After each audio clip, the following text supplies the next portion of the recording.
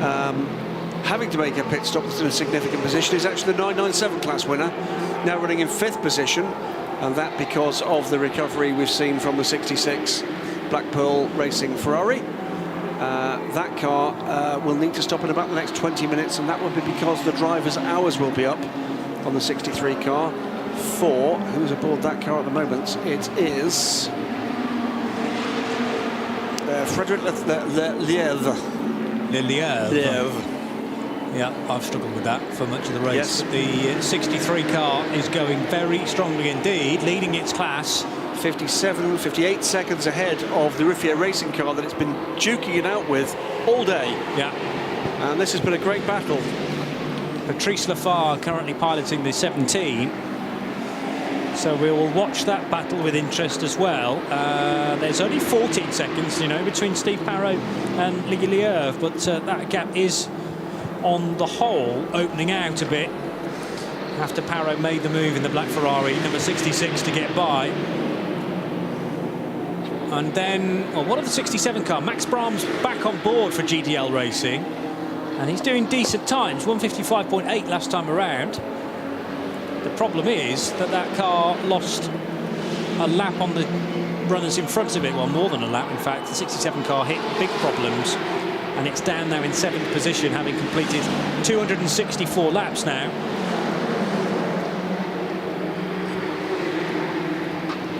Over the line goes Lafargue, 1 minute and 10 seconds back from Steve Parrot. Slow one that time around for the Black Pearl Ferrari. What can Max Brahms do on this lap? Is he starting to reel in those two 997s ahead of him, I wonder? Another lap done for Alfred Renauer. And further down the order in 3rd position of the 997 class cars is the 56 Richard Feller driven Porsche. So we've got 997 Cup cars in 5th, 6th and 8th positions in the overall standings. The best of the A6 amateur cars is the 10 now of Roland Eggermann.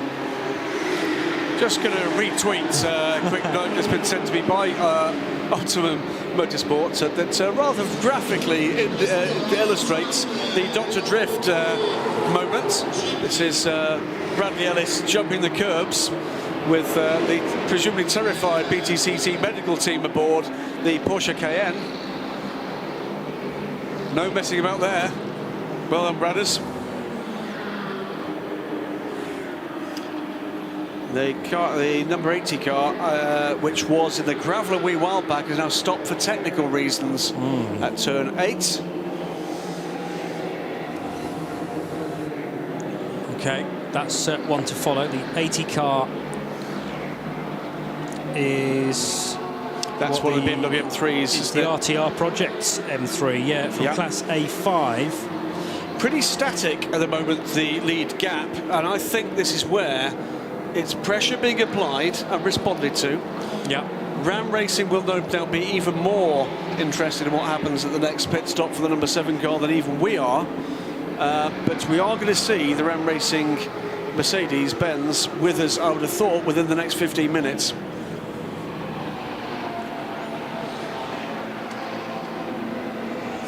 What I guess is that they will obviously want to get down to about 155, so they only have to do one driver change. They have Adam in for the rest of the race, and they will then just need. Then they only just have to make on the second stop where they take tyres and off.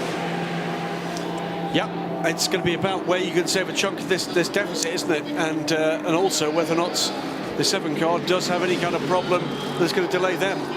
So it's going to have to be clean as a whistle from Ram Racing with whatever they decide to do, whether it's, well, fuel they'll definitely need, tyres or not, driver or not. They don't need one this time around. But they will take one. But they will take one. Because otherwise they'd have to bring Tom back in again in half an hour. That would make no sense. Or an hour 40 minutes, that would make no sense. Yeah.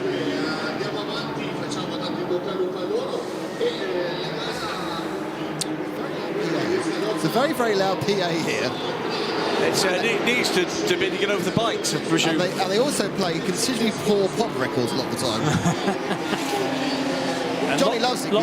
It's Mariah Carey, and Johnny just loves it. But lots of wailing. Yes, caterwauling. Yeah, frankly, the more the better, I find.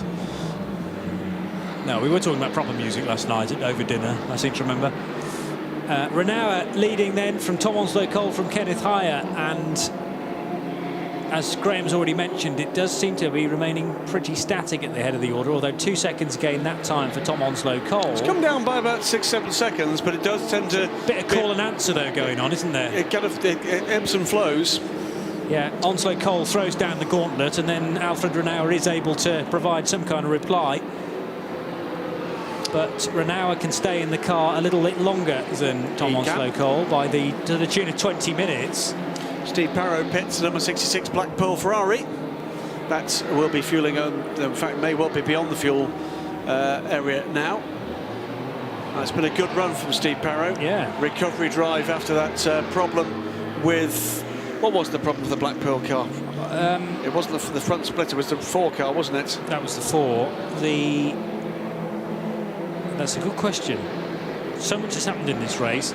It got wheeled into the garage, didn't it, for some reason? We had a long interview with the quite glum Pierre Caffer. Can you remember? Yes. Nick, what was the issue with 66? It was an issue with the weight. Right, absolutely. It was the weight, and then they had the problem with the loom. Wiring loom took out. That's right. And I think that was giving them gear selection issues. Yeah. And they'd fixed a new wire with a soldering iron, my best new favourite tool. And they appeared to have had the car up and running because also Steve had a spin, didn't he?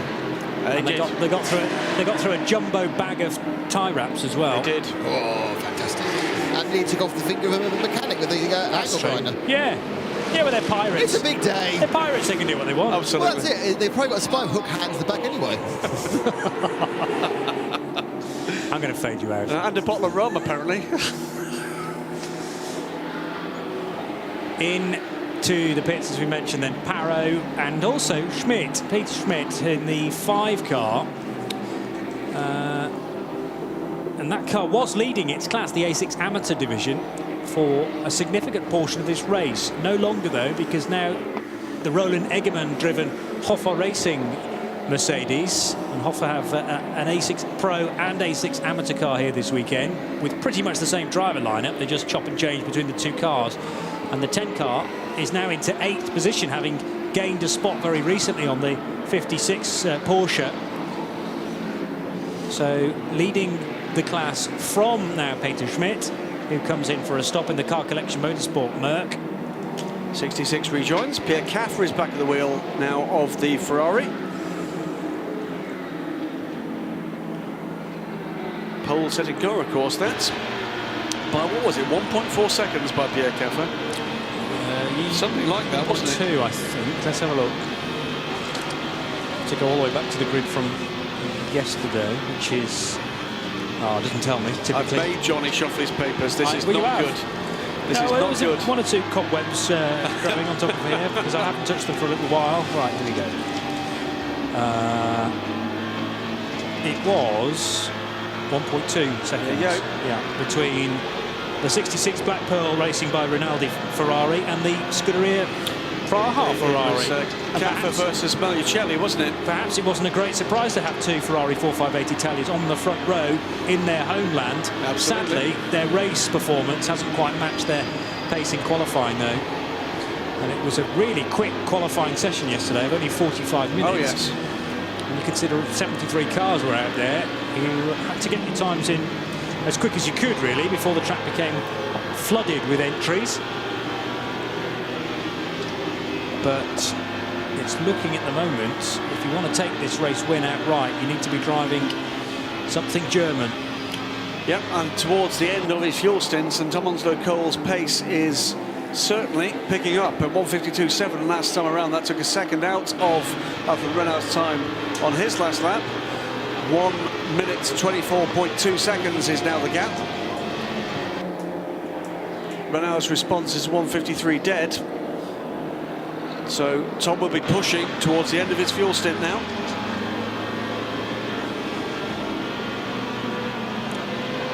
Close battle further back. Flick Haig is closing in on the the 46 car, gaining quite a bit of time actually, so that won't change the position of the class leading Optimum Motorsport Ginetta, but it will get it ahead of an SP2 car should that move be made.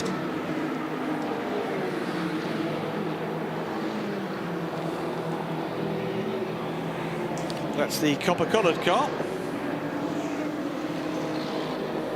There is Fleck Haig. In car we should be able to see wider shots. I think it should be a Porsche ahead of her. We're looking for, I think, 46 car. There we go. This is the Miltec Golf. This is the car that we've got back. That's Matt Neal getting aboard, in fact, as he does the required 6 folds to get the 9'3" expert touring car jammed into the little Golf. This a very well-established team and a very successful little car. The one thing I didn't ask him actually when he was up here is that how difficult or easy, for that matter, has it been to configure the car to fit his height, but then the configurations, the dimensions of the other drivers as well, because it's all very well for a touring car just set up purely for him. Did you use the phrase freakishly tall at any point? Thankfully I didn't. No, not with him sat right next to me. No, he's a big lad. He's a big guy. Yeah. You don't want to upset him. No.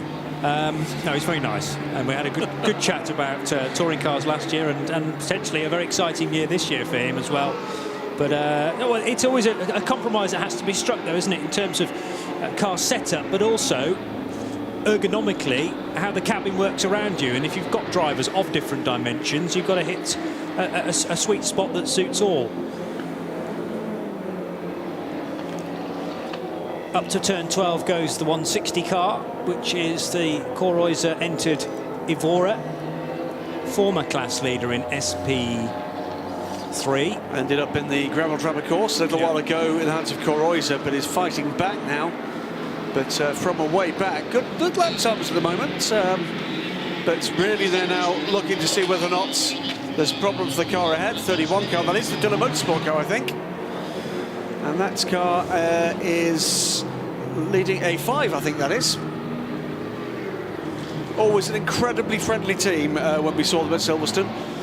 Brought good cars with great driver lineups. That BMW Z, I think it was a Z3 race car, or it might have been an early Z4, but also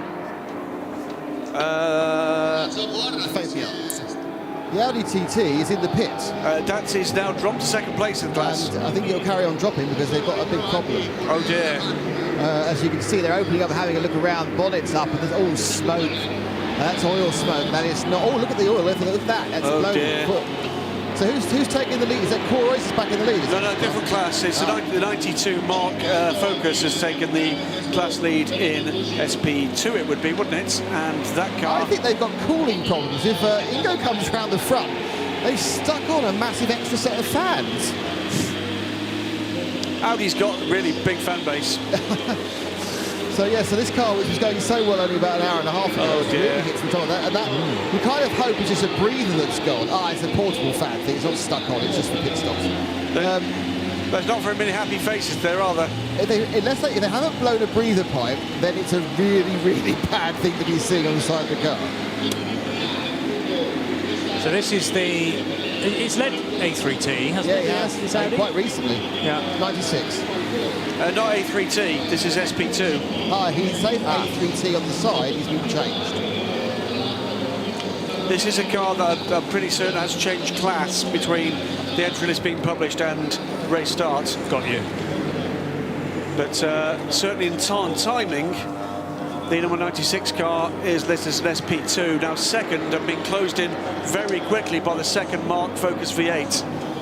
So by the look of that, Nick, I think we're going to have a Mark Focus V8 1-2 in class before very much longer, with the 92 for the 91. I'm afraid this isn't really looking like it's likely to go anywhere, and if it does, it doesn't look as though it could go anywhere for any length of time. There's a lot of things you can kind of go, yeah, that's fine, but vast amounts of oil spilling out are very rarely a good sign. Yeah, that seems to me like a car that is more likely to find itself in the garage than back on track. Looks like it's got an overheating issue. And there's also there's no real panic about fixing it either. No, I think they know they've got to cool the car right down. Well, the driver's in the car, and they're still running the engine, so they're obviously worried about turning it off in case it won't start again. Yeah. Meanwhile, we've got the number 205 Peugeot 208 in the gravel at turn 1. Yellow flags protecting that zone at the moment. So beginning to get to that stage of the race where niggly problems can begin to bite, and maybe that's what's hurt the number 96 car.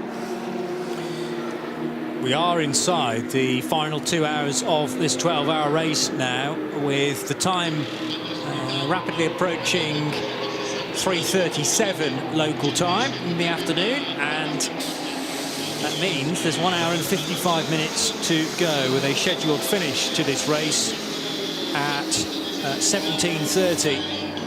So driver is out of the Audi. That doesn't look good. And perhaps unsurprisingly, Nick, they're going to wheel that into the garage. Yeah, it's very sad. That to me, good looking car going well. That looks that's terminal. That's done. That's done. Oh dear. Oh, that's a real shame. That was a great run from the LMS engineering team, I think, for that car, and that's a real shame.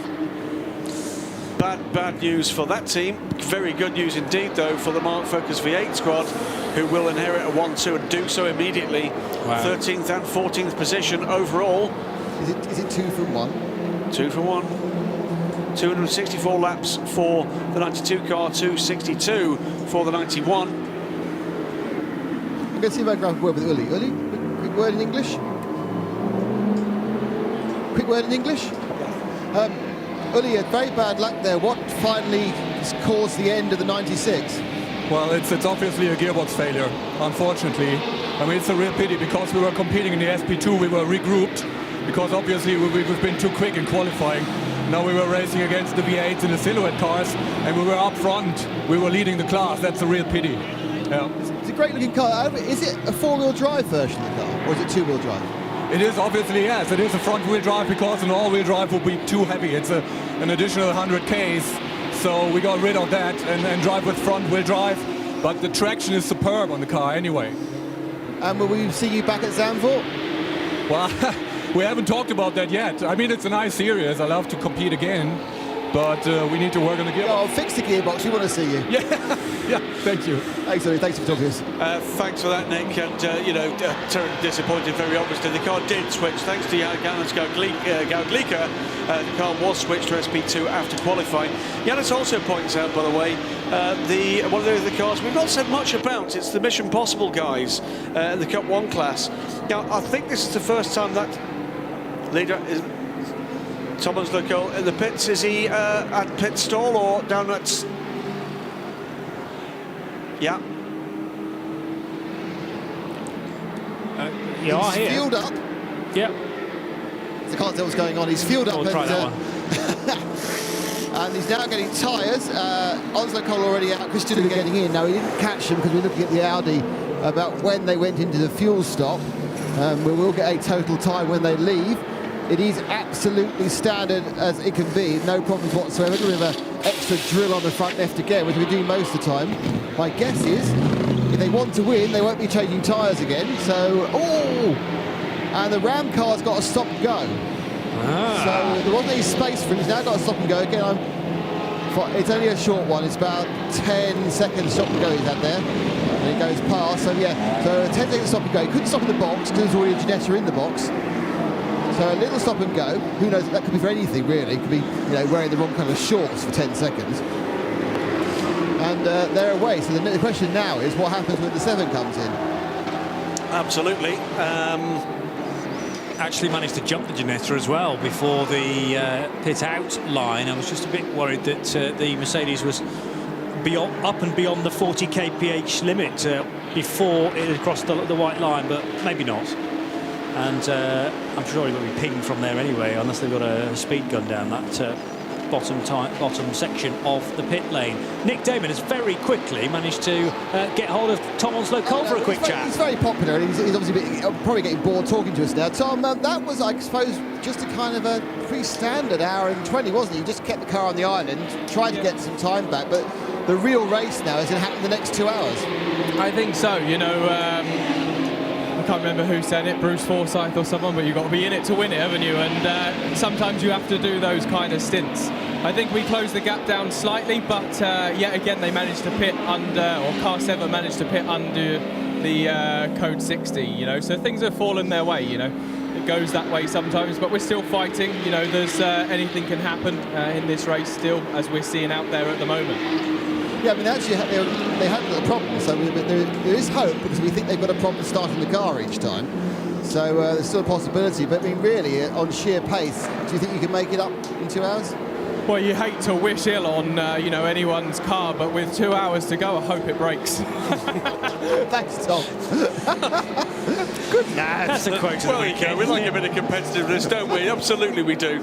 There we go then, on screen at the moment, on the stream is the number 7 car. This is the race leader, the one that they'd be sticking pins in the cushion model of it in the ramp at the moment. There is a question though, is that car fully fit? What happens in the next pit stop? It couldn't be done. The 150 car now becomes the latest car for a trip into the sand trap. There's increasing numbers of this. I think fatigue is beginning to get the better of one or two of the drivers. But the issue with the 7 is that it can't get into first gear, or you can't get the car away. First gear. So it's going to be delayed every time they stop the car, which means at least twice. For each stop. Correct. That's always assuming they didn't get a further penalty for not being able to do it at the penalty box. So we wait and see. Pull away. Yeah, because I'd wondered that. There are rules in other series about if you get stopped at the weighbridge, part of the condition of you stopping at the weighbridge is that the car then can restart by itself. Obviously, WC in the Le Mans series, you're certainly not allowed to use an auxiliary battery on the pit lane. I think it has to start off the starter motor on the pit lane. Yeah. So just for clarification, Nick, so I was attending to something else while you were talking to Tom. They did take tyres, yes? Oh, yes, yeah. And that will now be Adam in the car to the finish. And I would expect their only real chance is to make those tyres last for 2 hours as well. And the temperature has dropped. It's never got as warm as yesterday. It's never got as cold as yesterday. But we have seen the temperature drop in the last hour or so. Right, OK. 150 door open. It's had a pretty wild sideways ride into that gravel trap. It's going to be requiring assistance to get out with at least a very large bucket and spade. That's the Vantage Racing car, is it not?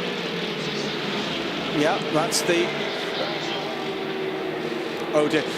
Well, 169 came past us a little wee while ago, treading smoke down the pit lane, looking for all the world like a low-flight display. But unfortunately, I suspect that might be yet another tale of woe for the Speedworks team. 165, meanwhile, we're seeing on camera, and I think that is the Vantage Racing Aston Martin. We had Stuart Hall with us a little wee while ago. Is that Stuart getting in? That's wave yellows. Indeed, yep, Stuart's getting in. OK. That's wave yellows to protect, I've no doubt, the 150 car. GC Automotive car, which I think has had a very, very exciting few hours. Not always pointing in the right direction. So that is just out of our sight into turn 13 behind the grandstand here, where the 150 cars come to grief. He's had a pretty wild ride out of turn 12, hasn't he? Yeah. And where the car should have been turning left at the Biondetti chicane, it's actually speared off right, hasn't it? And not quite gone 180 degrees to face oncoming traffic, but certainly heading towards the tyre wall. Would tend to indicate, though, he might have had some help. Or something's broken. Yes. Yeah, I would agree with that. And the GT automobile has had a real up and down race, really, the 150 car. Sadly, latterly, mainly down from their point of view. They ran very well up and inside the top 10 briefly in the early part of the race, but it's been down, deeper and down since then. Here comes the recovery unit. The local Italian tractors have been doing a sterling job. Deployed from various different stations around the circuit. Very quickly indeed on the scene.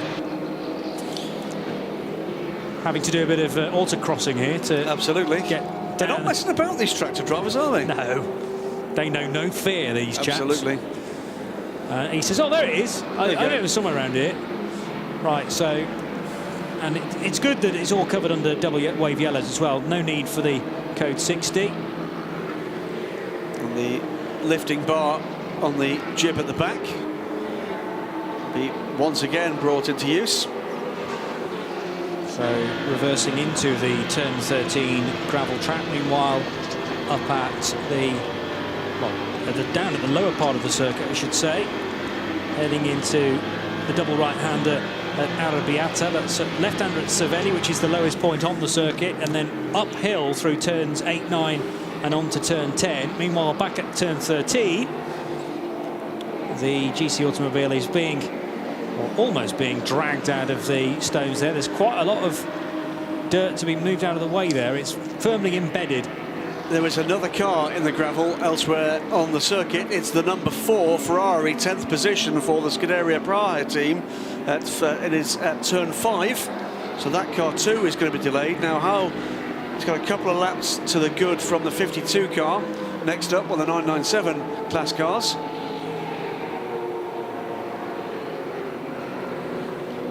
Turn 5 is Borgo, which is the second part of the, we have kind of second left-right sequence of bends out of turn 1. Luco and Poggio Secco are the second and third turns, and then up to another left-right sequence. And it's at that right-hand element there as the track dives down towards Casanova, where another car has come to grief at turn 5. Meanwhile, the GC automobile is out of the gravel trap and looks like it's under its own steam now, going the wrong way though. Need to find a forward gear. Yeah, that's going to be spraying gravel left, right and centre. It was deeply embedded. Yeah. And is about to rejoin. You're quite right, looking for space in the traffic. No mean feat in the field of this. Oh, good grief, lays a veritable beach down as he rejoins. So that's going to provide an interesting run for pursuing cars. Trying to stay off the racing line. Camouflage around its own dust cloud at the moment. Hopefully that's going to come straight into the pit lane and get all of those stones raked out from the car. That, of course, is just basically a body shell. Yes. Over the top of a cage, essentially, not the tubular space frame chassis that we get with the Mark Australia Focus V8 cars. It does indeed pits. So it looks like a BMW from the outside, but nothing like it under that skin. Goes for fuel first of all and joins a real BMW, the number 70 that is pulling away now. Spot the difference, go on. That's a BMW, and that's not.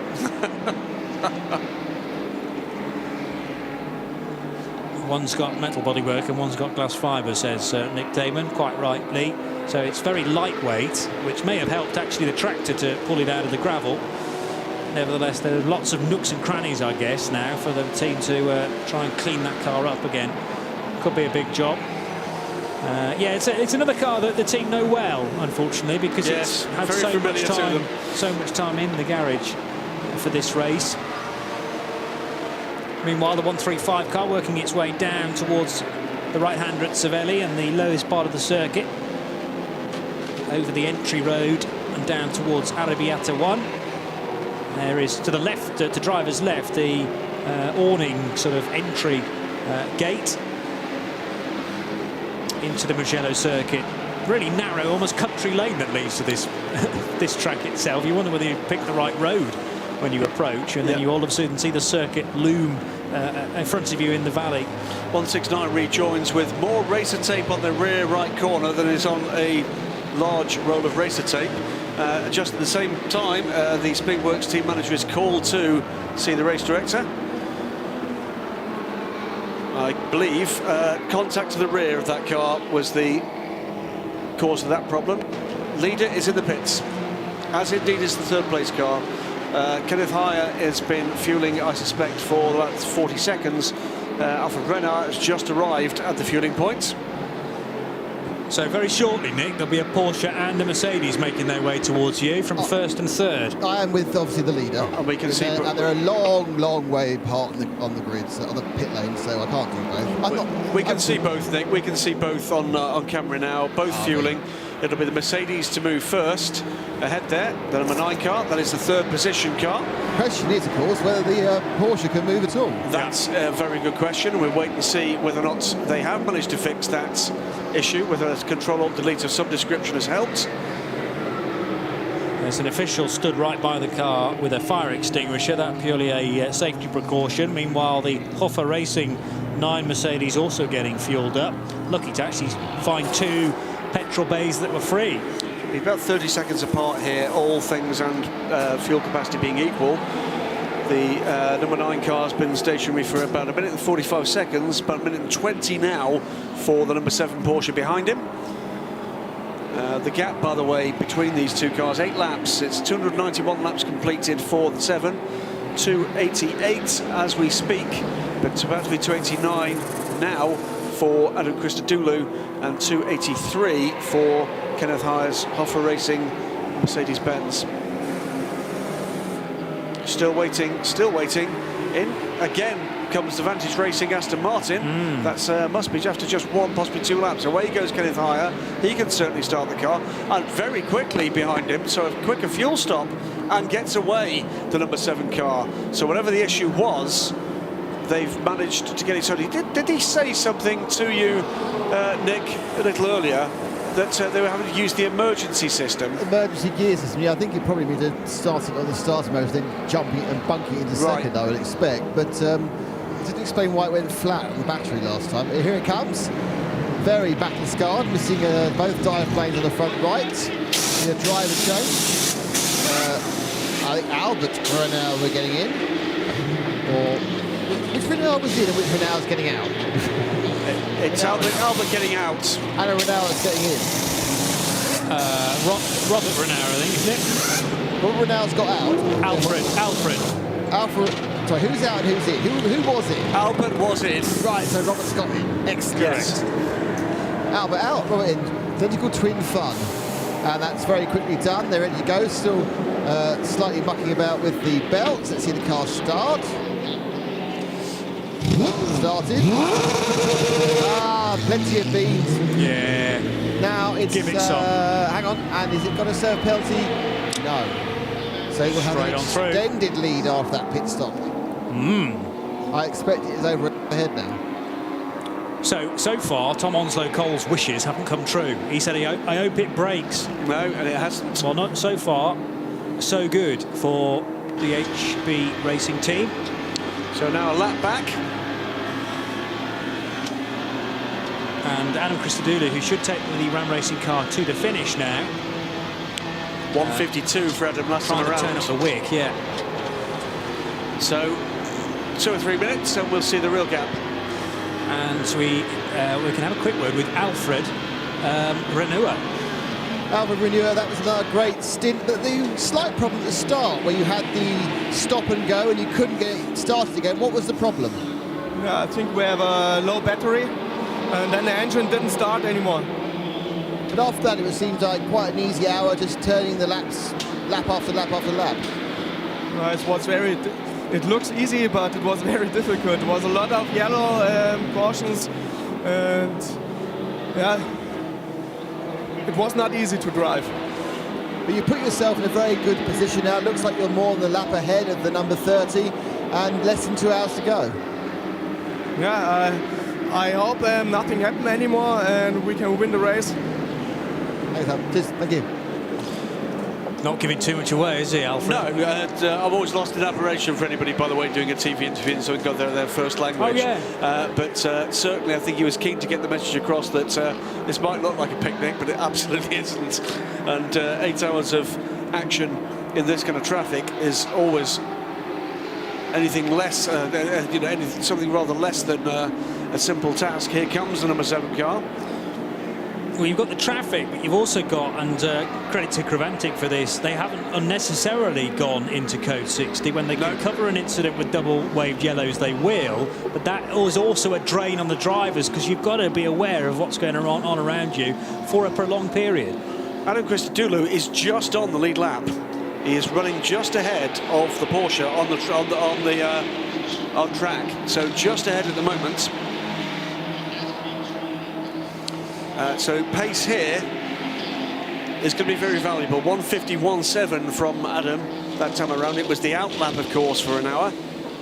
We'll wait and see what that translates to next time around. So this is a critical point of the race. The Porsche will be looking to try to pass Christodoulou and put him a lap down.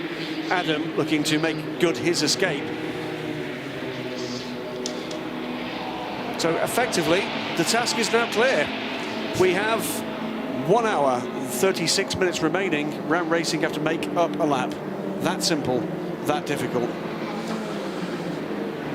Which way is it going to go? That's the $100 million question. Well, on pace and on what we've seen so far for this race, you have to say that the pendulum has swung very much in the way of the Porsche at the moment, but bit between the teeth. Yeah. A team that wants this win very badly indeed. Adam Christodoulou, a very capable driver indeed. The Mercedes capable of sustained pace. The Porsche has had a problem. Now, one problem sometimes looks to be masking another problem. We're not going to know, are we? No, indeed not. And that's one reason, amongst several, to stick with us on RadioLeMans.com. Johnny Palmer, Graham Goodwin and Nick Damon downstairs in the pit lane, patrolling up and down to give us the latest news on the final sequence of pit stops. Like a bearded bulldog, isn't he? Oh dear, that was still the second place car in class. In fact, just dropped to third, courtesy of that problem. The Corroiser Evora then. Tell us a little bit more about that, Nick. Yeah, I just turned my head down to pit entry, and there it was with 4 mechanics trying to push it forward. Oddly, it's got the door open. It appears to have...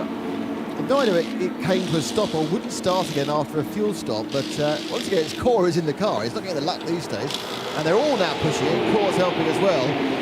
But my guess is it probably didn't refire from a pit stop. Right. Has dropped to third. It's dropped behind the number 206, Nova Race Ginetta. Also on pit lane and with the bonnet off is the number. This is the RCZ Danish, yeah. That features Jakob Christensen, Tom's brother, in the car. So the 115 machine, one of a couple of RCZs here this weekend. Jakob Christensen, Jan Engelbrecht and Per Poulsen, the drivers. And just behind arrives the Corroiser Evora GT4, I noticed, the 160 machine. So Nick is down there. Yeah, and certainly the tyres, like... So my only feeling is that it must have been a problem restarting after the pit stop. Haven't gone straight into the garage. Adding some fluid and having a look at the back. Nothing in the back of the Evora, is there? Oh, there's an engine. Mid-engine at the back, of course. Core's getting back in again, so they're changing tyres. The fact the thing doesn't start obviously isn't bothering him. That's a minor point. Exactly. He'll will it home, don't you worry. Perhaps he's going to sit in the steering wheel going brum, brum, brum, brum, brum. Just hope. I think highly unlikely. Should remind listeners, by the way, the Porsche we were talking about a little earlier is actually a class leader. That's also had a long stop, but I think they were doing fluids and now they're doing, I think it's a bit of a belt and braces. I think some of the teams who found themselves with a reasonable lead or a long way away from the next following car have started to take a little bit of time to do a few housekeeping repairs. Nothing major, but they're bits that just to stop them getting any worse. And certainly that 115 Peugeot is one of those who do little fiddly things. Battery released now. Core Ace has been released as well. They must have. They must backwards. And the car works. The engine works now. So goodness, I know what the problem before. I thought they were going to remove a section of the floor there, and he was going to do a Core Flintstone. I think he can't select a gear. That's the issue. It's rolling. He might not have first gear either. He'll give you a big bump and then just try and get it straight to second. So that so far is mostly being pushed. And indeed it's going to be pushed in the garage. Oh dear. So it was all looking very promising. Like a promising idea, and then he pressed the paddle shift and it didn't go clunk. Yeah. It went, nah. I thought we were going to see Corroiser's little legs pop out the bottom of the car then, and he's going to pedal the car. I mean, he's so enthusiastic. Lovely view of one of the team members there. Yes, he's embracing the whole builder's environment. Absolutely. Get him a cup of tea with 10 sugars. I will. The 91 car comes in from second place in SP2 or 3. Quick word here for the number 70 car, actually. That is we're not so much about the Cup 1 class, but this is the Mission Possible crew. And uniquely for them, a team that actually is crewed by disabled drivers, but this time they've actually got a mix of able-bodied disabled drivers. Actually wondering how they're managing that with the unique control system they've got on that car. So that's actually something of a technical challenge. Yeah. Running fourth, by the way, in Cup 1, and not that far off the top three. I was saying earlier on about, you know, if you've got drivers of different dimensions, so a Matt Neal and then an Anthony Davidson, for example, you have to hit a kind of a set-up sweet spot and an ergonomic sweet spot so that suits all. When you've got differently abled drivers, yes, again, hand controls might suit one person, but equally it might not be appropriate for the other person's disability. Yeah. So it's a question of compromise, isn't it? And say, well, I can work around that, and that'll do just about for me. So it takes on another dimension. I mean, there are a number of people in the UK that race in short 20-minute, 25-minute races where they have, you know, they are disabled, in inverted commas, and they have a car specifically set up for them. It takes on a whole new question, though, when you've got 3 or 4 drivers to cater for. Absolutely. I mean, Mark Haynes is a great example of that, the man behind the GT Cup Championship in the UK, and races very well, and has done a variety of adapted top-line GT machinery. But yeah, with a spec racing car like the BMW 235i, we talked, don't we, about compromise in sports car racing. There's compromise. You know, actually getting a system that suits people with very different abilities and needs in the car. Renault actually comes between 2 of the slower cars, launches back down the main straight, but is still losing ground to Anton Christodoulou, but not anything like the rate that would be required to make up that lap in the next 90 minutes. So Anton Christodoulou on his lap 296. Robert Renault was completing that lap. Looking at the Hoffa Cooper Racing 75 BMW, the E46 M3 Coupe from Class A5, which now trundles its way down pit road. But Cooper, Martin Kroll and Lars Zander are the 3 drivers that are allocated to that car, and the 75 about to rejoin. Haven't seen that troubling the top 25 or so. Which car are we talking? This is the 75. Let me have a quick look at that for you. Dark blue and green striped BMW E46. That 75 is Martin Kroll is at the wheel of that car now, and it is running second in A5 at the moment. Okay. It's a little way down, some way down indeed, on the Mugello Motorsports of BMW. We talked about it a little earlier. Leading A5, just outside the top 30, 263 laps completed in the hands of Michael Fisher at the moment, that car. Whereas the 75 car is some 20 laps back. And I had a memory of it going well in Dubai for the 24 hours. Hoffa Cooper Racing, in fact, won the Class A5 division. So they are 3 points ahead coming into this round of JR Motorsport. Well, that's a mark of the achievement of Mugello Motorsport, isn't it, on their comeback, that they can pull out against a team that has won a 24-hour race this year with that car, and can pull out that kind of gap on pace and reliability. If you're watching the live stream, radiolemans.com in sound and vision this weekend, courtesy of the 24hourseries.com website. And into the first corner, that was an onboard from the number 159 Audi R8, and the long drag up the hill towards that first corner. It's 1.1 kilometres the start line from turn 15 up to turn 1. Lots of smiley faces down there in one of the garages. That's Hoffa Racing. That was Chantal Kroll, was the by a million miles most attractive of the people on camera there. This is the 51 car. Sharp contrast to the previous pit shot we got, of course. Well, yeah, true enough.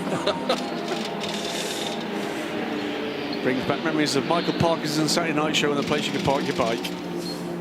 I'm not sure that gentleman would have won himself an awful lot of fans from that view, but I'm sure I don't know. Maybe. We talked about differently able. Back on board the 159 R8, then down the hill here towards braking and turning the Savelli corner. And in fact, this is a bit further around the lap. Through Pelagio now, through turn 11, and over the rise into turn 12. The hairpin that brings the cars back around to then run parallel with the start and finish line, but in the opposite direction. Through the Biondetti chicane, and the driver of the 159 R8 needing to be careful there, because Adam Christodoulou in second position in the overall standings, wanting to sneak through and put a lap on the red camel car, and he was able to do that with very little delay. Lap times still very equal between Christodoulou and Robert Renauer. Time and pressure are the two things now being applied. In fact, time is the limiting factor. Pressure is what Christodoulou is trying to apply to him. but there is very nearly a full lap now between the two, because Renauer is starting to loom large in the rearview mirror But not of catching Christodoulou. him. He's not catching him. Christodoulou is pulling away, but not enough. Yeah. It's at times been a second or two. At times it's down to tenths. But pretty typically, Christodoulou is just edging away, but it's not quickly enough to make the difference that's going to be required. 73 car on pit lane. This is one of those Cup 1 cars. This is one of the Bunk Motorsport cars.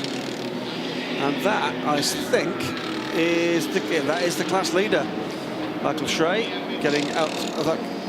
And it's Lisa Brahms, it is indeed, from the Racing Divas. She does, doesn't she? She what, Nick? That's just what she tells you. No, she likes my beard. She came up, and I've had a lot of beard rubs today from men and women. It's fine, I'll take it anywhere I can get it. But yeah, she likes your beard. Really? I've got a mostly positive reaction and a couple of negatives on Twitter yesterday, but I decided to ignore those. Just one quick question. Lisette says she likes your beard. Where does she keep a Labrador when she's in the car? Ha ha. Because you have been growing that beard since the previous round of the International Endurance Series, haven't I you? actually started, my last proper full shave was on race morning of the 24 Hours of Dubai. This actually is a Creventic beard. So what on earth have you got planned from now until Zandvoort? Well, what are you going to grow next? Well, I'll be Charles Dickens by Zandvoort and the Old Man of the Woods by Barcelona. And by Bruno, cousin it. I don't even want to think about it. Methuselah. And then finally, by the season prologue, I won't be able to walk down the pit lane. I'll be tripping over it, so I'll probably cut it off. If you're wearing it as a scarf. The Guinness Book of Records will be very interested indeed. Possibly, yeah. But it's quite funny, actually. I'm saying that you do realise that John goes in for competitive beard growing as well, don't you? I've heard about that. He was pointing out that his grows faster than mine, genuinely. Right. Look what I've achieved in a week. Took you 3 weeks. You know, you don't get this kind of entertainment on the BBC, I can tell you that. For many reasons. Certainly not on a Sunday night anymore, anyway. No, and let's be honest, I haven't hit a single producer either. Well, Tim is quite a long way away. I've often wanted to. Mr. Hindhoff will try and make a race out of anything, won't he? Did he genuinely say his beard grows quicker? Yes. Look, you don't have to make things up about John. Again, I will say he's no right to reply, so, you know. Oh, no, in fairness, they're now back on Skype. Are they? So okay. I strongly suspect the Well, little I'm glad they're communicating with you number rather than me. will actually pop up any moment on my little Skype widget here. Right, okay, back to the race, because that's Kind of why we're here. You're right, by the way, last time around, just a couple of tenths out of Adam Christodoulou on the road were taken by Robert Renauer, but Adam still putting in lap times quick enough to make sure that he stays on that lap. He'll have one more fuel stop in this race. Down towards turn 15 goes the burgundy and silver Ram Racing Mercedes, and now hard onto the brakes goes Robert Renauer. So heading through the final corner, and this is another big milestone in the race for the German. The 7 car about to head over the line to see 300 laps in the book. So we are now an hour and 21 minutes away from the end of this race. 300 laps done, but still lots more to come. Now I can hear you chuckling in the background, Graham. You've had a message. I've had a message. It wasn't from John. He didn't hear that bit, apparently. He was off doing something else. Probably best. The bad news is the responsible adults listening, guys. You're in trouble, Nick. Oh, yeah. I might do an interview then. If you have missed any of this RadioLeMans.com broadcast, it will be available. You'll be lucky. It will be available on the podcast. Absolutely. Very quickly indeed, because Tim Gray back in London will turn it round, I'm sure, in the space of within an hour, I'm sure, by the time we've finished. Going to grab a quick word there with Ben Siatkowski, is that right? Siatkowski. Who's just got out the class-leading 92 marker car, Focus. We're kind of interesting because about 3 hours into the race you were a couple of laps back, and then by the time we came to the break you were leading the class. What happened at the end of yesterday? We were just out there just keeping out of trouble and just keeping consistent lap times, and we had a bit of luck with the code 60s, and that went our way, and that left us in a good position for today. Well, obviously we're now 6 hours into today, not long to go. It's been a very good day for the car, hasn't it? Very reliable. Yeah, it's been good. The other two drivers have been treating the car very well. There's no mechanical issues, and they're just keeping out of trouble really, and it's been going well for us so far. 11th overall, how much do you want to get in the top 10 overall? Sorry, what was that? You're 11th overall, how much do you want to get in the top 10? Oh, very badly. We'll see how we go. Thanks, Ben. So Renault continues to lead the way. 301 laps now done, and Adam Christodoulou running in second position. They are separated by only a very small amount in terms of track real estate, but that is actually the 7 car catching the 30 and threatening to lap it. But Christodoulou able to keep the pace up just about enough to keep it ahead of the HB Racing Porsche, HB Racing Team Herberth Porsche, to give it its full name.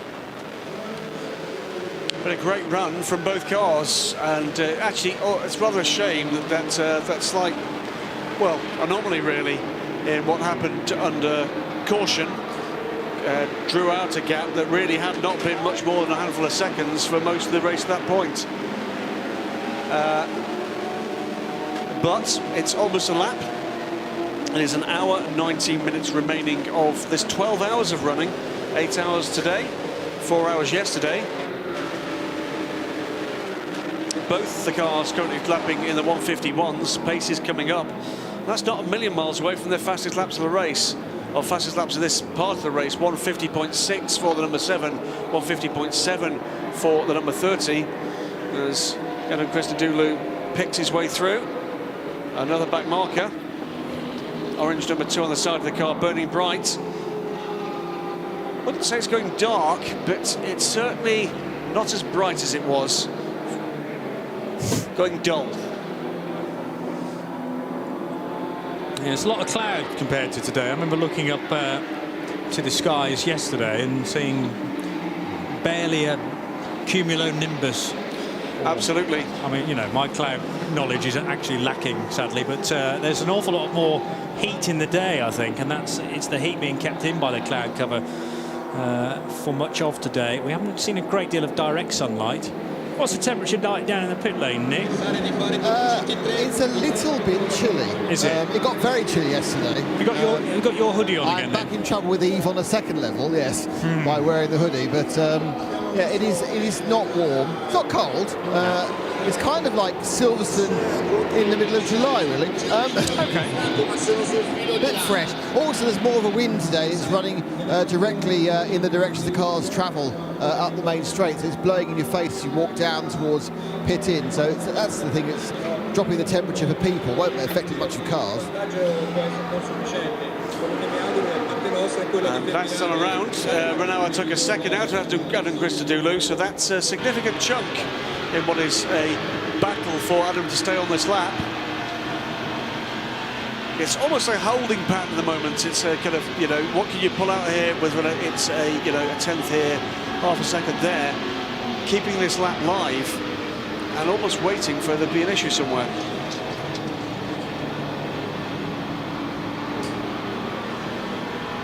Renault 151.9 to a 152.9 from Adam Christodoulou on their laps 302 and 301 respectively.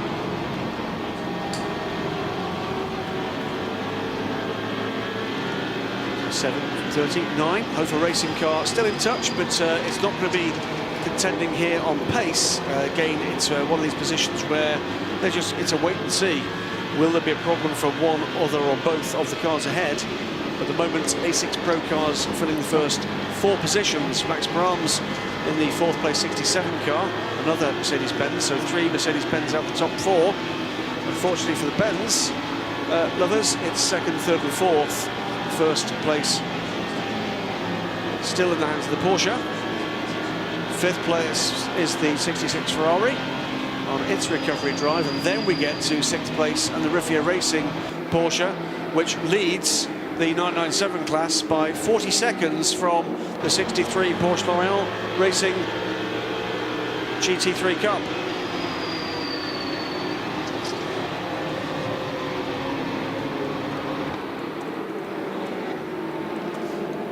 There is the 63 car just running ahead of our camera car, the 159 Audi that Ivo Broikes was describing earlier.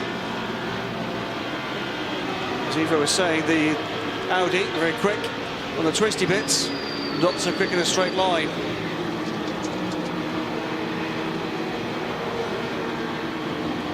I'm wondering whether that 63 all is necessarily right with that 63 car, unless it's about to pit.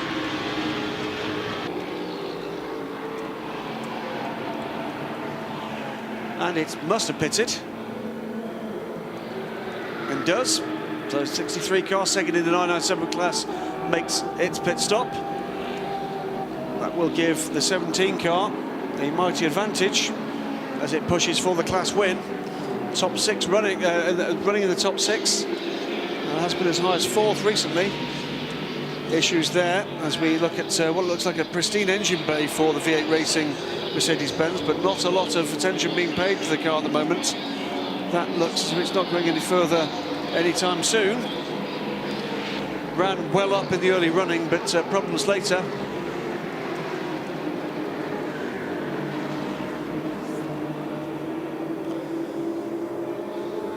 Behind the wall comes the 206 Ginetta, working its way through turn 12 now. Bit battle-scarred, but doing very well. That car been moving up the order. It's now 2nd in class, the Nova Race 2 car.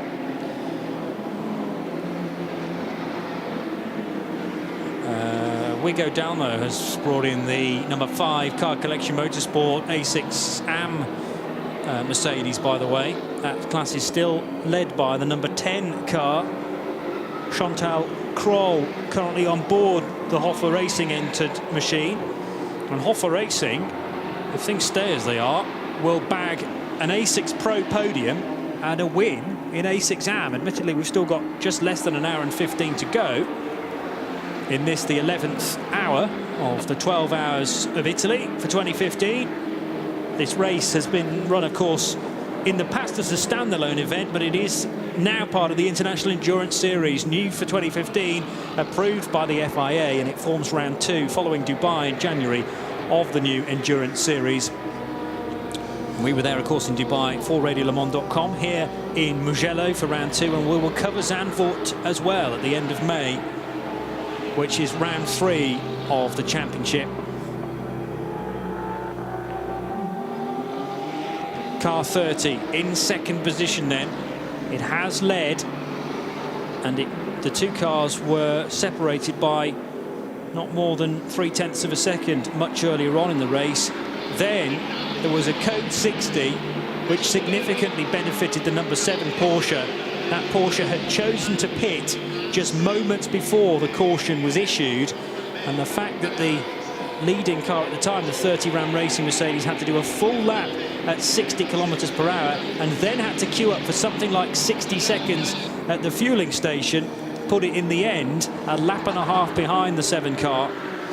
And ever since then, it's Robert Renauer, Alfred Renauer and the rest of the team, Daniel Allemann and Ralph Bone, who have been in the box seat to take this victory.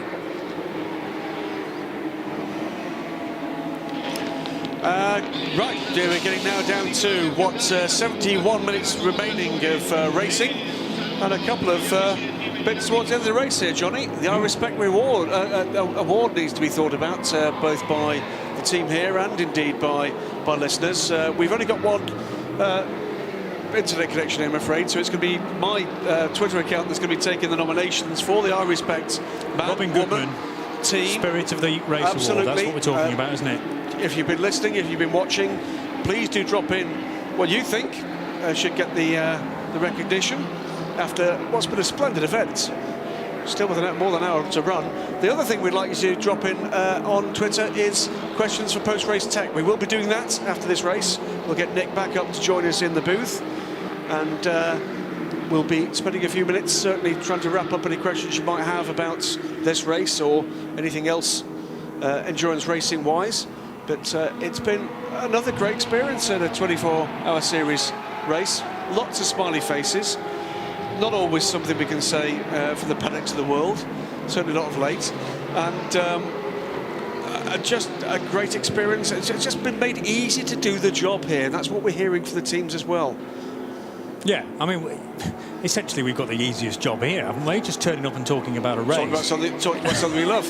What did you say, Nick? I said, you have. I have to walk up and down for hours. did you? And I've got a cold, and I've got a sore foot. We never hear the end of You've got a this. beard, keep your face warm. You wouldn't be here if you didn't love it as much as we Of course I did. love it. I just want, obviously what I want is significantly more appreciation, you know. But I would make the point that it's the guys downstairs from us, down in the pit lane. Oh yeah, Oh, yeah. absolutely. They did the And good work. together with Nick, I suppose. Yeah, but they're Nick's the hard having a workers, really aren't hard they? time as well, and we're all very sorry. That's fine. There you No, go. absolutely. I think it's, you know, you only have to look at the work that some of these teams put in Yeah. to get a car out, which then falls off again, and they have to work and put it out, and then something else goes wrong with it, and they keep on trying and trying and trying, and that just total desire to see the checkered flag, which is the key thing about endurance racing. It's all about seeing the checkered flag. Absolutely. So just to remind listeners and viewers, it's at DSC Editor for nominations for the I Respect Award, and also at DSC Editor for any questions for post-race tech. We'll be doing that after this broadcast and after the race gets the checkered flag in an hour and 9 minutes time. So questions to the team here and nominations for the I Respect Award to at DSC Editor, and we'll get through that as soon as we can after the checkered flag, Johnny. We will, absolutely. Good to get those regular features in and as part of our coverage of the 12 hours of Mugello. What do you say, Nick? I said you should be seeing on the camera car collection number 5, which had some problems. It's still running around quite well in A6 AM.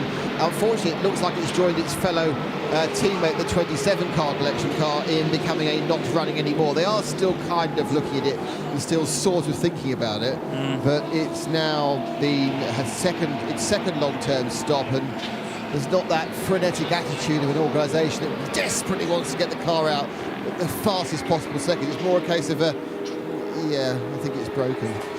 Strangely enough, it might still be on for a podium finish.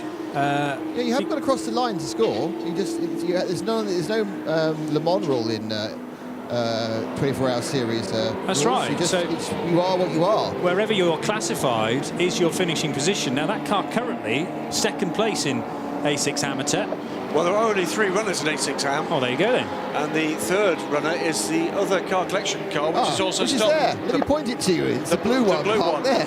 So 17. they are guaranteed. 27, sorry. No, and I'm really sorry. I've completely underestimated them. They were just Yeah. really, really relaxed. That was, 'cause, they've got a driver getting in the car. That was Hankook 12h there from GT Heinz doing There a we good are. double take with There the we guys. go. He was on film and doing a bit of backpedaling, but away they go with the number 5 car. Good. Well, there you go. They're going to try again. They were just relaxed because obviously they know they're coming second, so they'll fix it and then wander out down again. I think it's the Hoffa car in first, is it? By a long way. It is the number 10 How many car. laps ahead is it? The number 10 car has done 290 laps, and the car you're looking at, number 5, has done 278 laps. So talking like a 12-lap So it's 24 difference. minutes behind already with an hour Yeah. and 6 to go. Correct.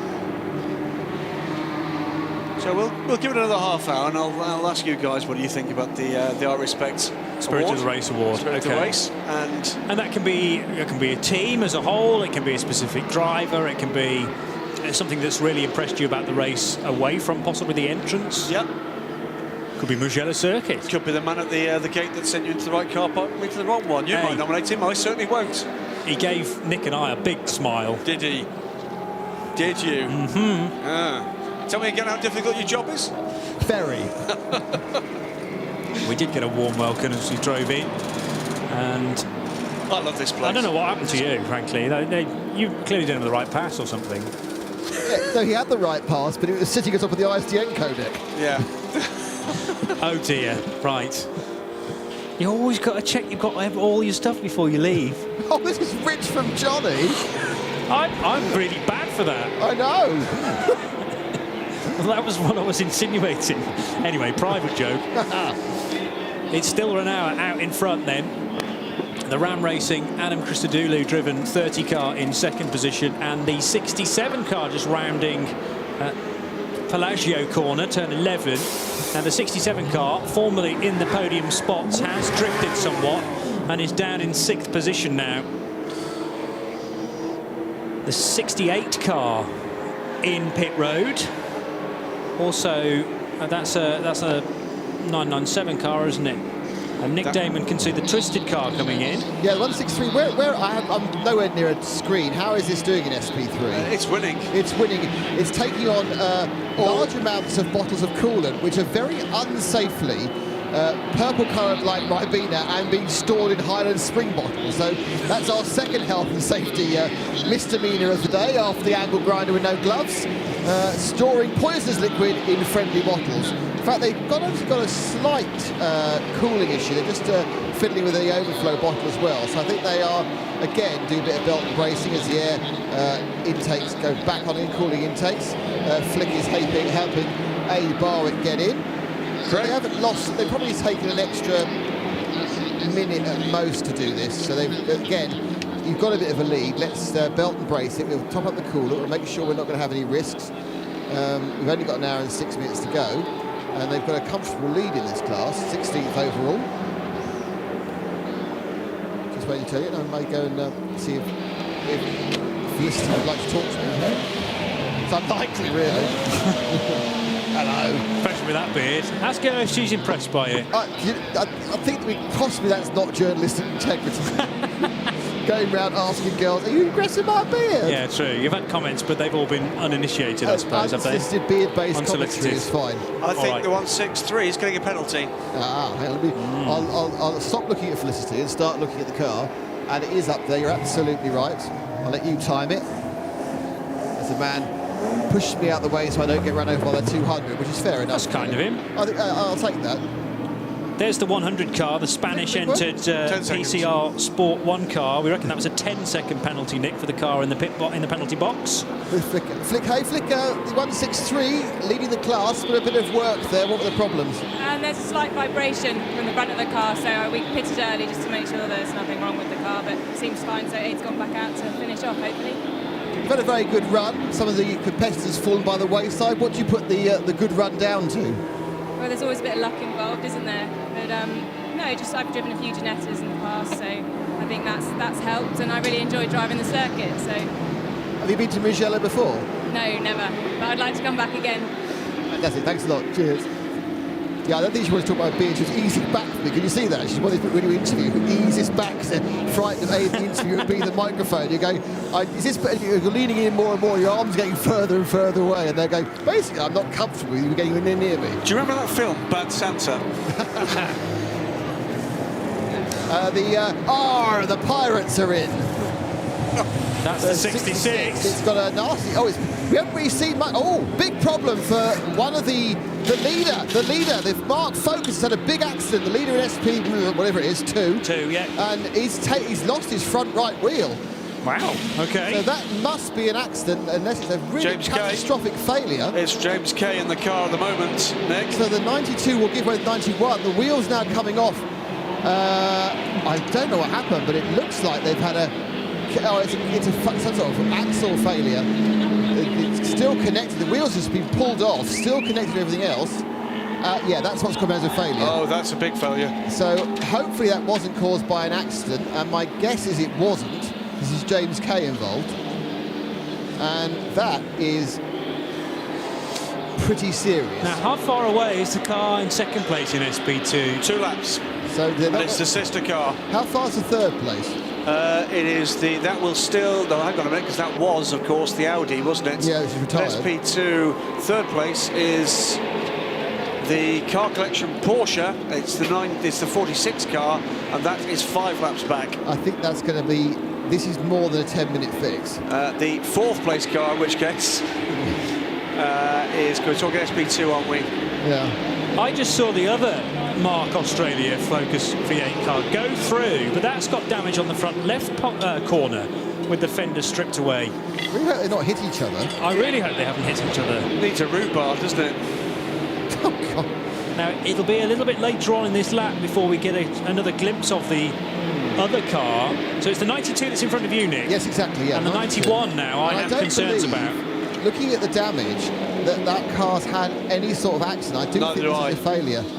So, because it's got nothing around it of scuffage. Yes, the bodywork's broken. The bodywork's been broken by the wheel being at a completely wrong angle, but it's not got the telltale signs of contact outside the wheel itself. It looks like just a simple failure. Obviously, it could have been a wheel-to-wheel contact. That's very difficult to do with big cars like this. Just looking out to turn 12 now, waiting for the other Focus V8 to pop into our sight from the booth. It's Jake Camilleri at the wheel of that car at the moment, and is on his 3rd sector. Just to see what was, if anything, flapping in the breeze there. In fact, there it is now, heading through turn 12. There is, you're right, but it's something that's already been addressed, isn't it? Because it's got a load of gaffer tape on there. It's the inner wing, is the wheel arch liner. And part of the fender that's come away with it. You would have to guess they'd have to pit for that. Well, they can't at the moment because there's no space for them. Interesting. I think these cars are going to have to stay out. And showing no signs of coming down pit road. Now it's going to be another lap. They'll come by us in a moment. Well, this car will be if they don't decide to put it into the garage, I don't think they're going to do. This car will be here for a good 10 minutes. And they've got a new upright, a new steering arm. I'm amazed. It just appears to be just simple metal fatigue. It snapped the hub.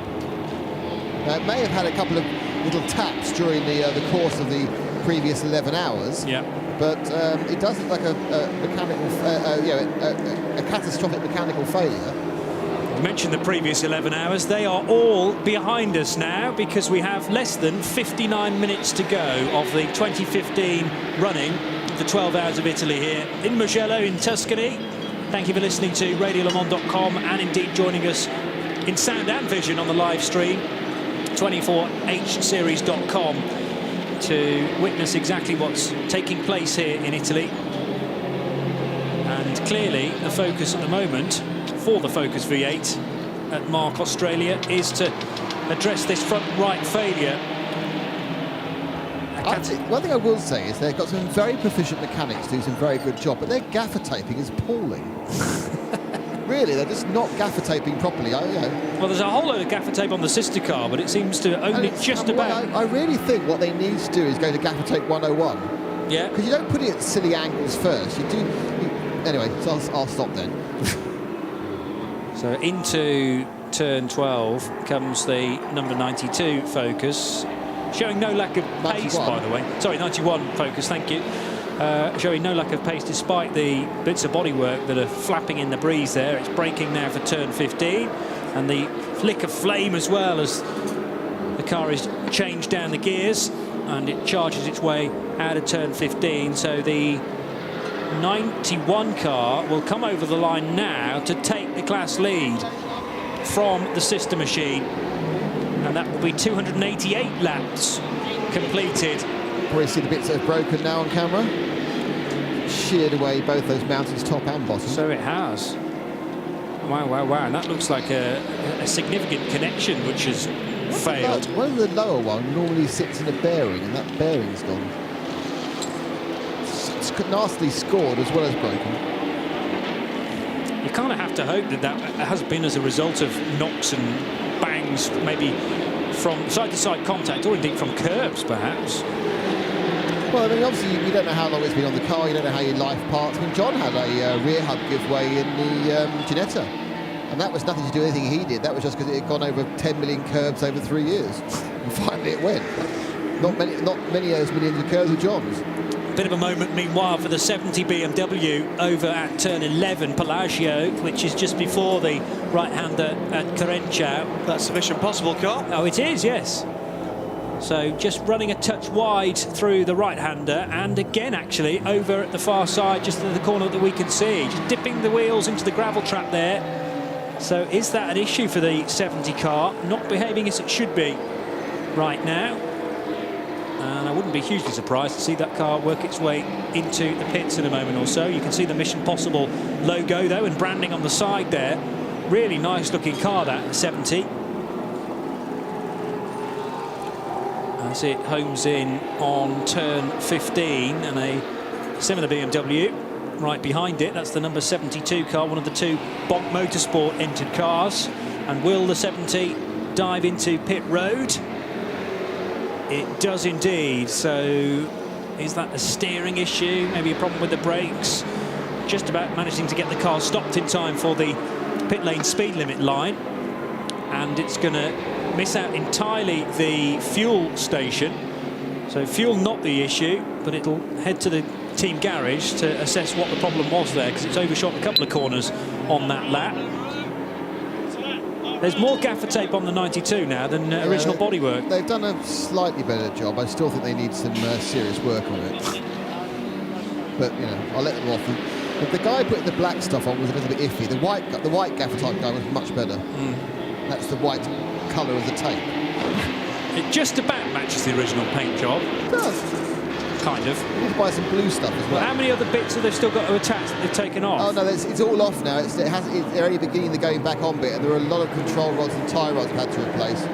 And presumably they've got the right bits, have they? Oh yeah, all the bits are lying out there, but they're not pre-assembled. So it has. You know when you see some of the very good examples, the Audis, they lose the front left, and there is a front left assembly completely assembled, already set with the correct caster and camber. It's a simple, 6 bolts, dry brake for the brakes, connection brake, and you just bash the whole thing comes back on again. They still have to put all the constituent parts of the suspension together.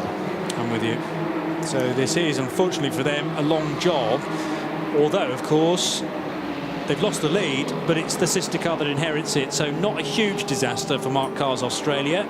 Should still be on for a class win, and, well, not necessarily a 1-2. They've got about 8 minutes ahead of the next SP2 car, which is number 46. That sounds suspiciously like a Porsche. Well, it wouldn't be, would it? It is indeed. It is Porsche. Yeah. Car Collection Motorsport. It's 8 minutes less most of this lap. So even though that is a 997 Cup car, it's part of the SP2 class. Robert Renauer continuing to lead, by the way. 315 laps now done, and we are into the last 54 minutes of this race, the 12 Hours of Italy. Don't forget your nominations for the I Respect Robin Goodman Spirit of the Race Award. That coming to @DSC Editor, together with the post-race tech questions, coming in at a pace at the moment, and 2 or 3, I think, pretty worthy nominees appearing on Twitter already. But this race still has 53 minutes of action to go, and well, it's this sort of action that we were looking at just for a moment there, with the Mark Focus V8 team attending to that damage to the front right of the previous the leader of the class, the 92 car, James Kay. That's going to make the difference at the end of this 53 minutes. Adam Christodoulou still attempting to make good his escape from the number 7 car, but Robert Renauer hanging right in there. If this race is going to be won from here, it's not going to be run on pace on track. It's going to be because of incidents, fortune or misfortune, and the next action we're going to see from, or planned action we're going to see from either of the leaders, is going to be a fuel stop for the Ram Racing car just now, an hour on the stint for Adam Christodoulou.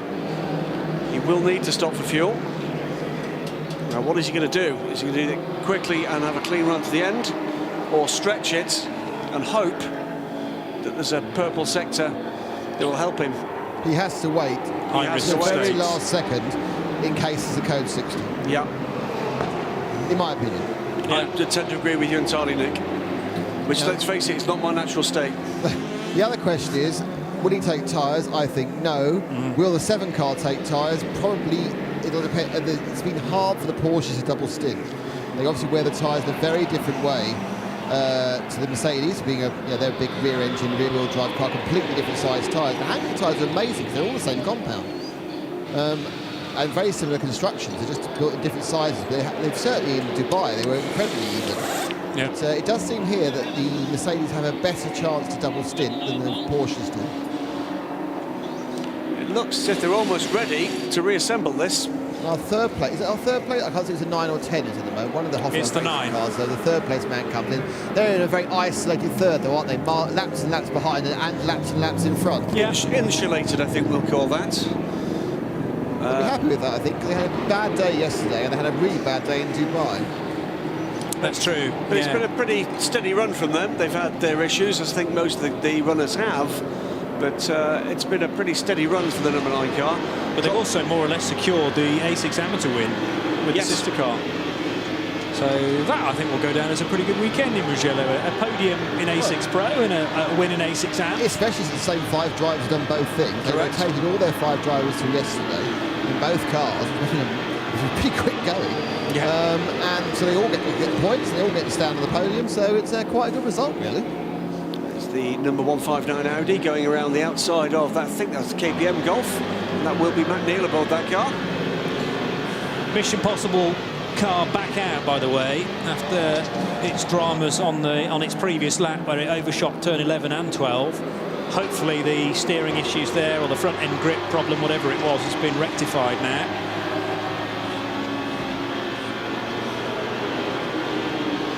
Still got blue sky above us and still a fair bit of cloud as well, but no hint of any rain due today, thankfully, so the rain will not affect this race at any point. 4 hours yesterday, remember, 8 hours today, and we're inside the final hour now of the second round of the 2015 International Endurance Series, powered by Hankook. And it's all covered right here on RadioLeMans.com with Johnny Palmer and Graham Goodwin in the main booth and Nick Damon downstairs. The number 20 Porsche is just putting a lap there on the GC automobile car. Other Nick? Mark Focus has had to come in as well. So it's a Mark Focus 1-2. Not really parked where they want to be. They're coming round to... he's coming round. They're just ripping off the inner valance that they're trying to do. Yes. So this is all suddenly going a bit... Oh, this is the king of gaffer tape. Yep, the inner valance is coming out. As you can see, there's a metal limit to it as well. Hopefully you've got the pictures from the... We have. So I'll carry on describing for the radio audience. It's got a double layer inner wing of plastic over metal. Now, the metal seems reasonably okay, but the plastic over wing is flapping, and they're trying to get rid of that. We have a building mechanic there. So they're trying to rip it away. It cuts off as much as possible. So this car obviously has a large lead over everyone now. But it must be troubling them. It's a good spot by Johnny to see this earlier. And they now need to find something strong enough to cut it off, and then be able to put on enough tape to keep the car running for the next 45 minutes. But of course, what they don't want is to leave something jagged that might damage the tyre. Exactly. It's been flapping away for a little bit while indeed on the screens appeared. I wonder if they were called in. Pardon? I wonder if they were called in, because you wouldn't choose to come in now if you didn't have to. They have been called in. Right. Okay. On the screens it says, please repair your car 91. And it has been flapping away. We did say a little while ago that it was likely they would be called for that, and it's, I think, the correct decision. They seem to have made these cars too well, having a real problem getting it off. There we go. There we go. Brute force. You see, they tried subtlety, but it was brute force at work. Now, that's front end there. That's going to need some work, because that's not in a condition to race. That's a bit... Oh, I don't know about that. Send him. Well, they're going to go with it. I think I'd have given that a bit more tape. We've got some time. Seem happy enough. Let's just hope that the officials are equally happy with that. They've had a busy 20 minutes, haven't they? Just a bit, yes. Unmentioned by us, Adam Christodoulou's been in and out, and that was a quick stop. 2 minutes 33, that must have been fuel only. Fuel only. Interesting, I'm surprised they did that. I think they were waiting, they didn't need to. Just goes to show, doesn't it? It's far more interesting to talk about the gaffer tape and then ripping big bits off cars that actually the guy possibly could win the race. But it is more interesting. But if all he does is go to the petrol station, we all do that. It's quite dull. Yeah. Well, I think what he's about to do now isn't going to be dull, because I think you're going to see Adam Christodoulou push hard to try to pressure the number 7 car. So they stop for fuel after 1 hour and 5 minutes. That gives us 46.5 minutes remaining. 52 minutes, by the way, on the stint for Robert Renauer. So Renauer needs to come in. I mean, Mike, the thing you should do now, realistically, is come in straight away, cover it, to take away the variables as much as possible.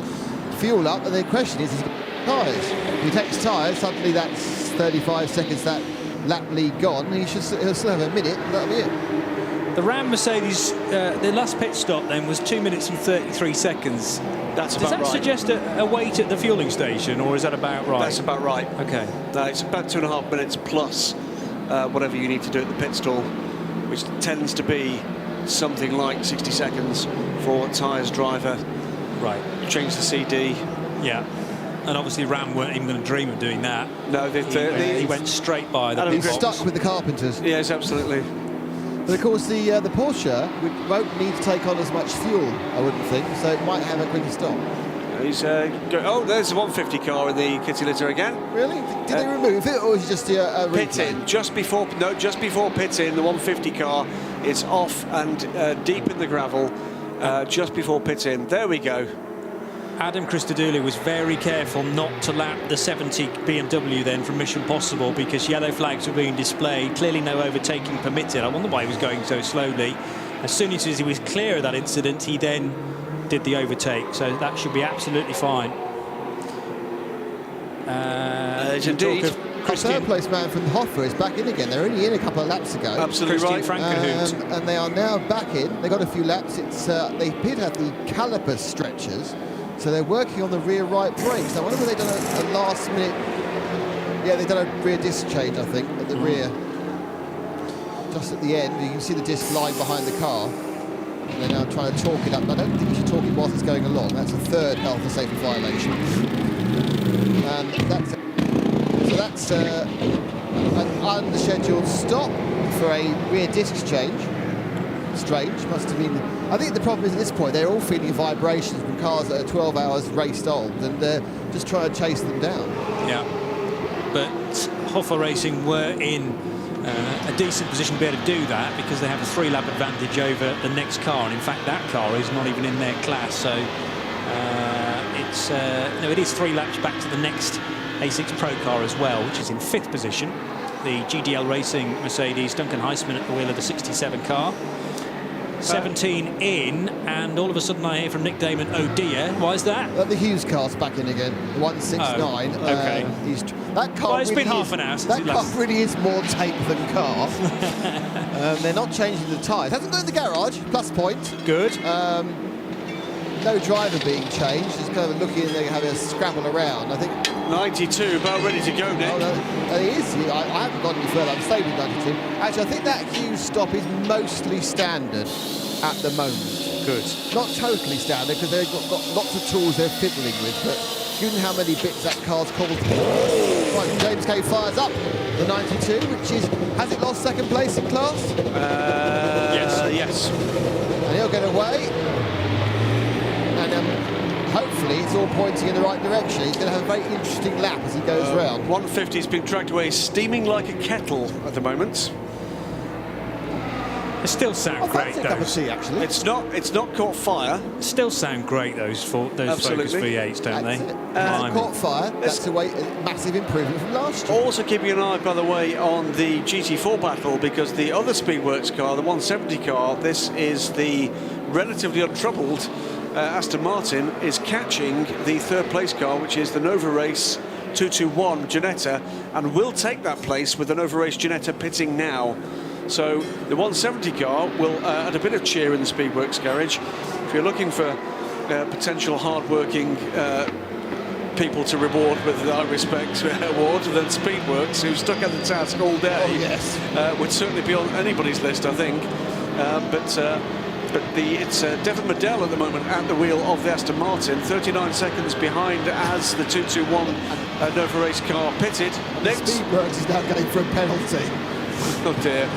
To add insult to injury, to more insult and another injury. You are getting to the stage with that car where post-race it could be disqualified for being underweight because the tape weighs less than the bodywork. There's not anymore. We've got anymore. Yeah, it's a good point. They've served enough penalties. Surely they must qualify for. Oh, let them off. Yeah. It must be into minus figures now, surely. Has the car even started the race? Anybody wants to know why it is that Lawrence Tomlinson is so well off, just look at that car. Oh! Afternoon, Lawrence. Hello. I'm very sorry. For everything. There is one winning the class as well, though. Oh, absolutely. Yes, we mustn't forget that. But 7 from 30, 9, 67, 17, 66, 63, 10, 56 and 52 are your overall top 10. There are 41 minutes of the 12 Hours of Italy here at Mugello Circuit in the glorious surroundings of Tuscany. And clearly this has been a firm favourite with the 24-hour series regulars. We've heard from plenty of them today, all saying that they're eager to come back next year. Most of them saying they're eager to come back next year and do better. So many people, for them, Mugello became instantly their favourite circuit. Oh, yeah. And you say, have you been here before then? No, first time, but it's my favourite circuit from now on. So that's how much of an impact it's had. James Kay, one of those to make that comment, and he thankfully is back out in the race now. Absolutely. In the number 92. Quick mention, by the way, at the request of one of our listeners, I think, rather than viewers, might be both, for the 102 car. It's a car I don't believe we've mentioned. It's the 4th place car in A3T. It's one of the Seat Leons, and sitting in 4th position in the hotly contested A3T class, the Zest car. I'm just seeing exactly where we stand. It's Martin Goetsch at the wheel at the moment. Zest Race Car Engineering Seat Leon Supercopa. 275 laps completed. Zest 102. Do they have a pithy race technique? Oh, God, yeah, excellent. It's podium for juice right now. Oh, you're stopped now. We'll stop now. Yeah. Yeah. So it's left Well, it's not very appealing, is it? It's left a real sour taste in my mouth. Oh, dear. See, we're off again. You two bring me down to this level, you know? I'm a serious broadcaster. That's right, travel. Yeah, we saw you in that dress. What was it you said you did with your people? Criticising the dress. What was it said you The did dress last was night? very Your nice. BBC Pass? Oh, yeah. That was a legitimate Strictly Come Dancing dress, I'll have you know. Worth a lot of money. I only ripped it a couple of times. Yeah, that was later on your own. See you later. I've just, again, faded you out conveniently. 39 minutes. Oh, the race leader is in, Nick Damon. He is. That's a very short fuel stop. That's a very short fuel stop. He is coming in for tyres. He is. So they will have a faster car, but they will have a handicap of 37. He was so short on fuel, probably the total pit time may not be more than the round racing. No driver change, staying with the whichever the whichever the German drivers is in. Renault. Thank you. Rinaldi is the 66 Ferrari. Thank you very much. And of course, Grimaldi's the people who run Monte Carlo, so it's all going together. So Renault, that's really quick. That's very slick. Oh, trouble starting there. And is starting in second gear, and off he goes. So that was a very slick stop. Couldn't quite get it going again, but finally did. My guess is what's the time in the pits? Not much longer, despite the tyre change. It's 9 seconds quicker than the Ram Racing car, which is coming down pit straight now as he leaves the pit lane. So, lapped. That was enough. I think the key is that either it's hard to fill the SLS tank compared to filling the tank in the Porsche, or just the Porsche is more economical. Yeah, it could be as simple as that. They're going to be crunching numbers, aren't they, post-race here? Because no matter what the Ram Racing team have tried to do to claw back some of the advantage gained by the Porsche after that, you'd like to say very luckily timed pit stop that cost Ram Racing a lap and a half's advantage. No matter what they've tried to do, there's always been a counterpunch. Yeah. And, well, the firm favourite from this point on has to be the 7 car with that big advantage it now carries. 37 minutes of the race to go. And it's done 322 laps, but it's now a full lap ahead of Adam Christodoulou in the 30 car. Hoffa Racing still looking good for a podium in A6 Pro and a win in A6 Am. Chantal Kroll now at the wheel of the number 10 car, 8th place overall for that. And in the 997 class, it's the 17 machine, the Ruffia Racing, entered 991 Cup car with Philippe Lafargue at the wheel. Second place in that class, by the way, is Philippe Potel still, with the Lorient Racing entered car. And third is now the 56 car, and that's a car that's come up the order. It's because it had been the 62 car forever, hadn't it? Really, the two Lorient cars in the top three, but it is the 56 Porsche that now is in a podium position. A problem in the 997 class. 170, which is parked up at the moment in the fueling bay, but it's had a huge puncture, rear left puncture for the 170 Aston Martin. That's the car we were talking about earlier, was battling away for that third position in class and had got there. But is this going to hand it back to the Nova Race car? It's heading towards Nick now.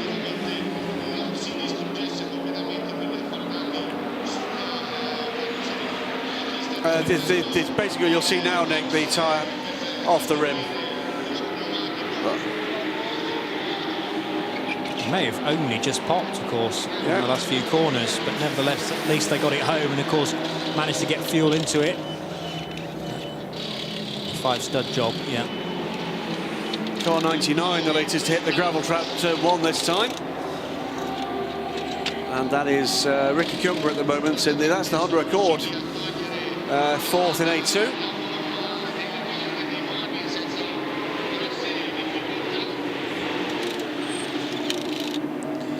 Class A3T leader, who is it's the NKPP Racing Sayat, up to 13th position. Wow. In the overall standings now.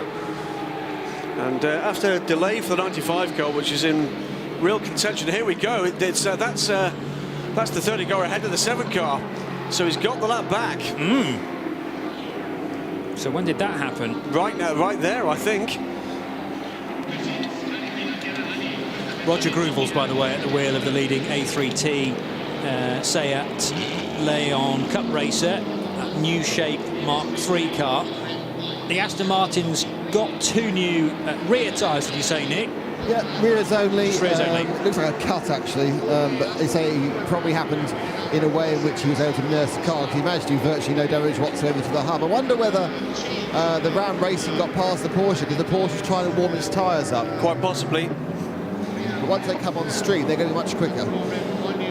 150 from it was a quicker lap last time around, so I think Adam and Christodoulou would have emerged. Oh, sorry, the Renault would have emerged just in front of Adam Christodoulou, and the Ram Racing man has found his way by and will now try to do what he's been trying to do for the past hour and 18 minutes, which is to make good his escape. But as you quite rightly say, Nick, that's going to be far more difficult with new rubber underneath the Porsche. 33 minutes to go in the 2015 12 Hours of Italy, part of the International Endurance Series. It's round 2 of this great championship, which always draws a huge entry, and certainly looking great for 2015 in terms of entry levels. We had, what, 87 cars at Dubai? Something like that. It was another ludicrous number, wasn't it? Yeah, and then 73 initially on the entry here, 72 started the race. Yesterday. Mood Health, the 24-hour series. It does seem to be, and also drawing entries from all over the world. Absolutely. Well, look at what we've got here. This is an Australian team, Australian car builder, and the drivers in the number 92 car drawn from all corners. English, Australian, and 2 Spanish racers aboard that car.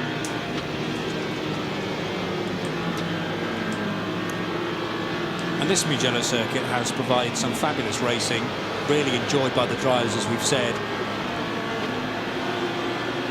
Italy's best kept secret, perhaps, in motorsport. That I'm so pleased that we have come here and exposed it to you guys, whether you're listening on radiolemans.com or joining us in sound and vision on the 24hseries.com website.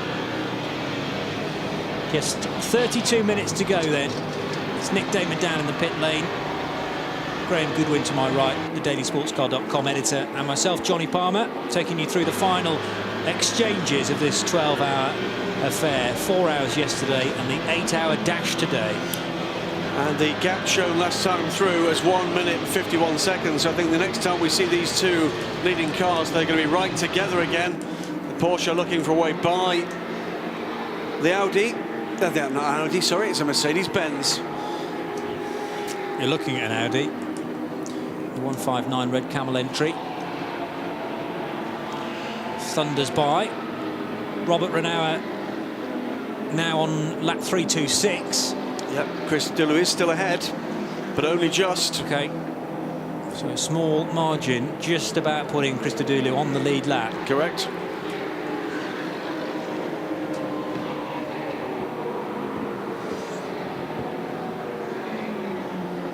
And there's another battle-scarred car with plenty of gaffer tape all down the left-hand side. The 50 Porsche has certainly been in the wars. That's one of the newer shape 991 cars, of course. You can tell that from the, well, certainly from the light cluster configuration on the rear of the car, but many other facelift elements to that machine. It's the Polish entered, by the way, GT3 991 Cup car. Flyer of the 98 car.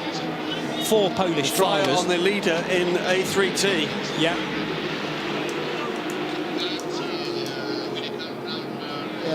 You're looking very sort of normal, and suddenly, I think yeah, they've had the exhaust has slightly moved. It was started igniting the carbon fibre or carbon reinforced plastic of the valance at the back.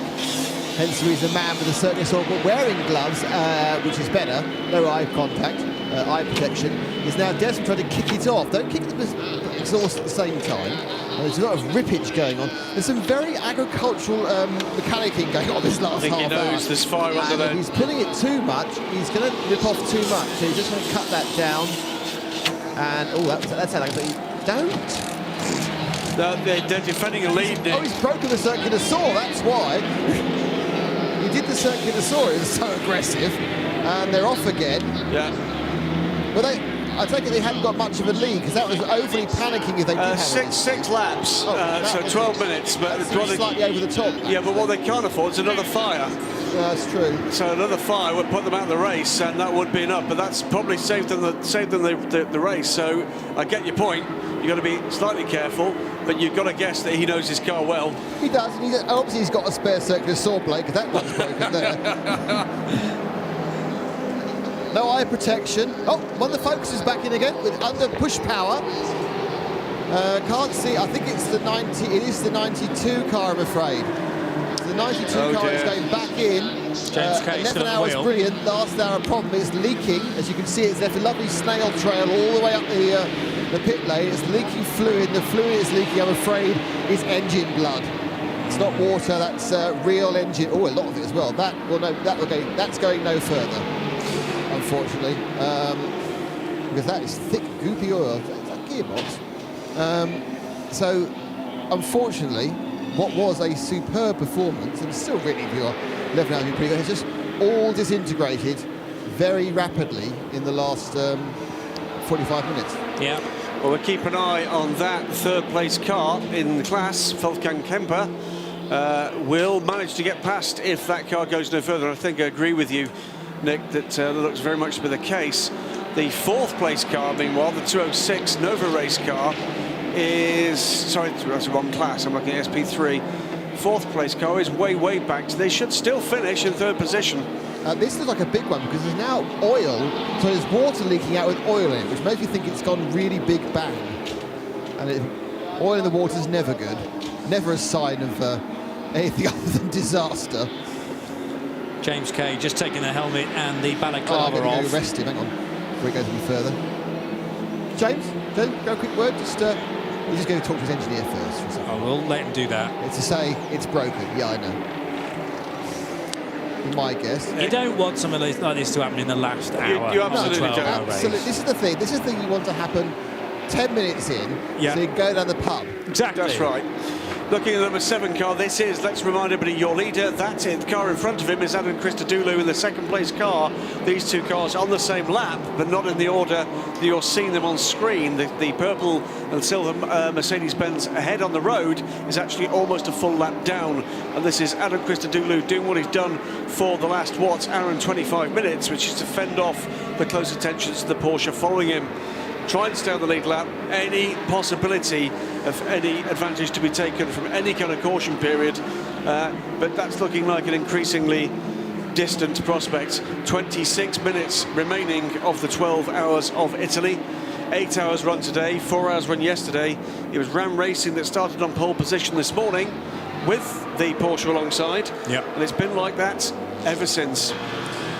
And strangely enough, the Porsche catching the Mercedes to in fact try and lap it reminds me of the battle we were enjoying before that crucial Code 60, when actually the two cars were battling for position lap after lap after lap with only 3 or 4 tenths of a second between them.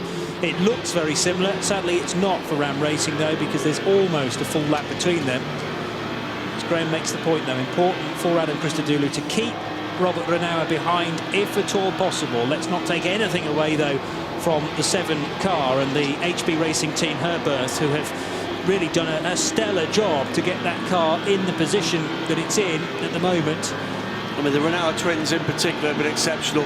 Great blend of a driver lineup. Daniel Alleman, a good non-professional driver, and Ralph Bone as well has performed well during his stints, but it's been the Renauers who have grabbed the headlines, both Robert and Alfred. Absolutely, it's been a very good performance indeed. Solid, pacey and aggressive where they've needed to be, and here they are, and it's aggressive again.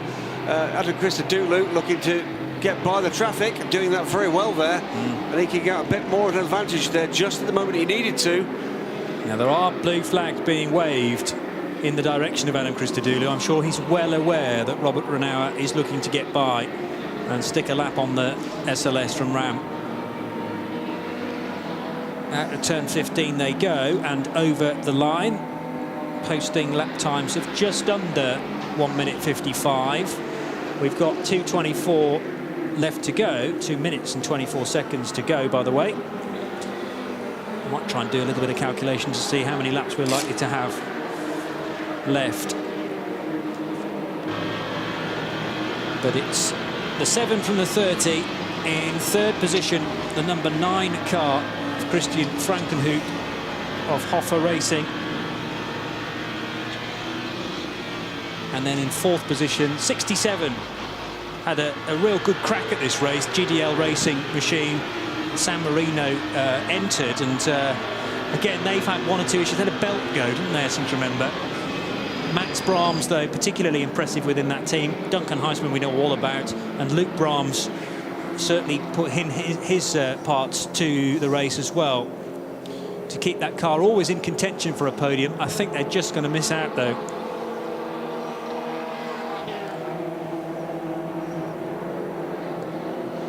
There's the 17 car from Ruffio Racing, still leading the class in the 997 division with, is it Patrice or Paul Lafargue at the wheel? I think it's Paul. Is it Paul? There's a Patrice and a Paul. Does it? It's Paul. Paul is at the wheel at the moment. Okay. And Nick Damon has spotted a car in the pits. Yeah, it's not very quiet here. The number 70, which I think is a Mission Possible. It is indeed. Is, in the pits, part of this BMW Cup class, which is quite. It seems like quite a good one. Sort of arrive and drive and trundle around in quite a nice piece of kit. They don't seem to break down very much, in fairness to the BMW manufacturers. This one appears to have the shocking failure of one light. It's not bad, this is actually they are doing a little bit of examination of the rear right at the moment, so it's having a non-standard stop. I think it's is it fourth in its class at the moment, or has it climbed up? Fourth. It was fourth in class last time I looked, which wasn't that long ago. It still is fourth. So, but it looks like they're all going to get home, isn't it?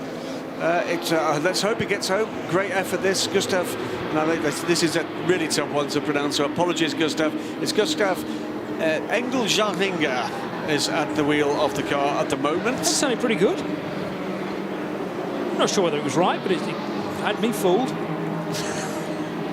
Any luck with James Kay, Nick, by the way? Or has he stalked gone off. Oh, dear. He stalked I don't off blame in a him. kind of a bit prima donna-y sort of way, if I'm honest. And I was going to think, do you know what? Frankly, you don't deserve the publicity.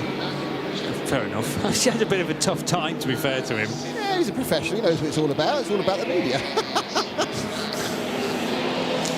Is that what we profess to be? Yeah. Well, Nick sort David of. enjoying himself far too much down on pit lane at the moment. He is. Yeah, it's all right. He's laughing like a pirate. I am. Ha-ha. Are we doing our nominations, by the way? You can if you've got one in your mind at the moment. Then go on, throw it into the the only mix. people it has to be, because they're giving us the biggest laugh the whole time, it has to be Black Pearl Racing. Well, there you We've go. had no end of amusing piratey side things to say, you know, and frankly, they also raced brilliantly until they had a rather odd fault. So, Well, and I like John Parrow as well. Absolutely, 5 more minutes for nominations for the I Respect Spirit of the Race Award. We'll call that at about 15 minutes before the end of the event, and those nominations coming to Twitter account at DSC Editor today. Actually, talking about Twitter, I've just been asked to give a shout out to John Hepburn on my Twitter feed. He's listening. He said some very nice things about me. Reckons you two are useless, so hooray, John Hepburn. Yeah, John Hepburn clearly absolutely deranged and knows nothing at all. He didn't really say that at all, actually. He was nice about all of us, which I never like to see. Single me out. In no way looking for attention there again, Nick Damon. Oh, you know, what can I say? And the Twisted 163 car's back in again. That can't be. Oh dear, that's not good. That's Flick Haig. No, she's out. No, the car. she's out. You're right. It's That's Aid Barwick is in that car. That is another class leader. That should be coming in, certainly with 30 minutes. There's a lot of people tightening things now. I've never seen so much last half-hour tightening as we're seeing here. Now, Nick, they only have 2 laps advantage here over the second-place car, which is the car collection Porsche, I think. No, it's not. It's this the car Nova Race doesn't car. feel right. Aid is saying this car does not feel right, and they've come in and they've waggled it and woggled it and checked it, and they're going, no, it's fine. It doesn't feel right, but hopefully it doesn't feel right long enough to do the last 19 minutes. He has 4 laps advantage over the car we're looking at on the screens now, the 206 car. This is G55 leading from the G50, the Nova Race car running in second position in class. I think the 153 I think has an unstable rear end of the car. Before we go any further with that, Okay. And I think the driver really wanted to make sure he wasn't going to get pitched into a barrier with a rear tow arm failure. They've gone, no, it's fine, it's within. Which is fair enough. To be honest, can't argue with that. No. So this is a class that's still got life in it. It has to be said to the end of this race. 19 minutes remaining now, and it's Adrian Barwick leading the class, 15th overall. That's a great place to be for an SP3 GT4 spec car. The as we get to 200 car, that's what the G50 is going around in front of us. That's I think one of the other Nova Race cars just lost it on the exit of the turn. Will rejoin, I think, but struggling to get the car fired back up. It spun away to the inside of the circuit. Was lucky not to be collected by any of the other cars running behind. A Marshall with the car now. Car refires, looking to find a gear. One in there somewhere. And is not at the moment. Now starts to move. Looks for space to rejoin. Cor Reuser's back in the pits. He seems to be trailing extinguisher foam. Oh dear. Oh no, he was driving over someone else's extinguisher foam. That would be the from the Seat I earlier. think it's oil dry. Actually, I've now looked and someone's put some oil dry. I wasn't looking, so it's the oil dry from the Mark car. That's an odd time to come in, and they're having a chat. Yeah, that car has been in trouble for a little wee while, hasn't it? In and out after a faultless run. We've seen this before from the little Lotus Evora. Runs very fast, very well, very long, and then all of a sudden one minor problem becomes another one, and then a more major one. 200 car has rejoined and is completing a lap now. That car somewhere the way down though. It's 48th position and 8th in SP3. But the SP3 lead battle, well, we'll keep an eye on that 163 car that was with you just a little while ago, Nick. That still leads the way from the 206 Nova Race Ginetta. and indeed third position is a second Nova Race Ginetta. That would have come courtesy, of course, of that puncture for the 170 Speedworks Aston Martin. Devin Modell, rather oddly, showed on one time in screen in third and the other one in fourth. It's going to be, by the way, something like a 342 lap race, I reckon. So we're into the last 9 laps or so now, and the 2 leaders headed over the line with not a hair's breadth between them, really. Just a small margin will actually put the 7 car a full lap ahead of Adam Christodoulou, but at the moment the Ram Racing Mercedes is able to keep that Porsche behind, sticking his elbows out as wide as he can. And he was a smidgen quicker last time around, doing a 152.8. Compare that to Renault's 152.9. It's getting rather dark out there, I notice. It is. It's getting to that time of day. It's gone 5 o'clock, 6:15, 5:15 rather local time here, 4:15 at home in the UK. Hope you're enjoying your weekend. We certainly are. 15.5 minutes remain.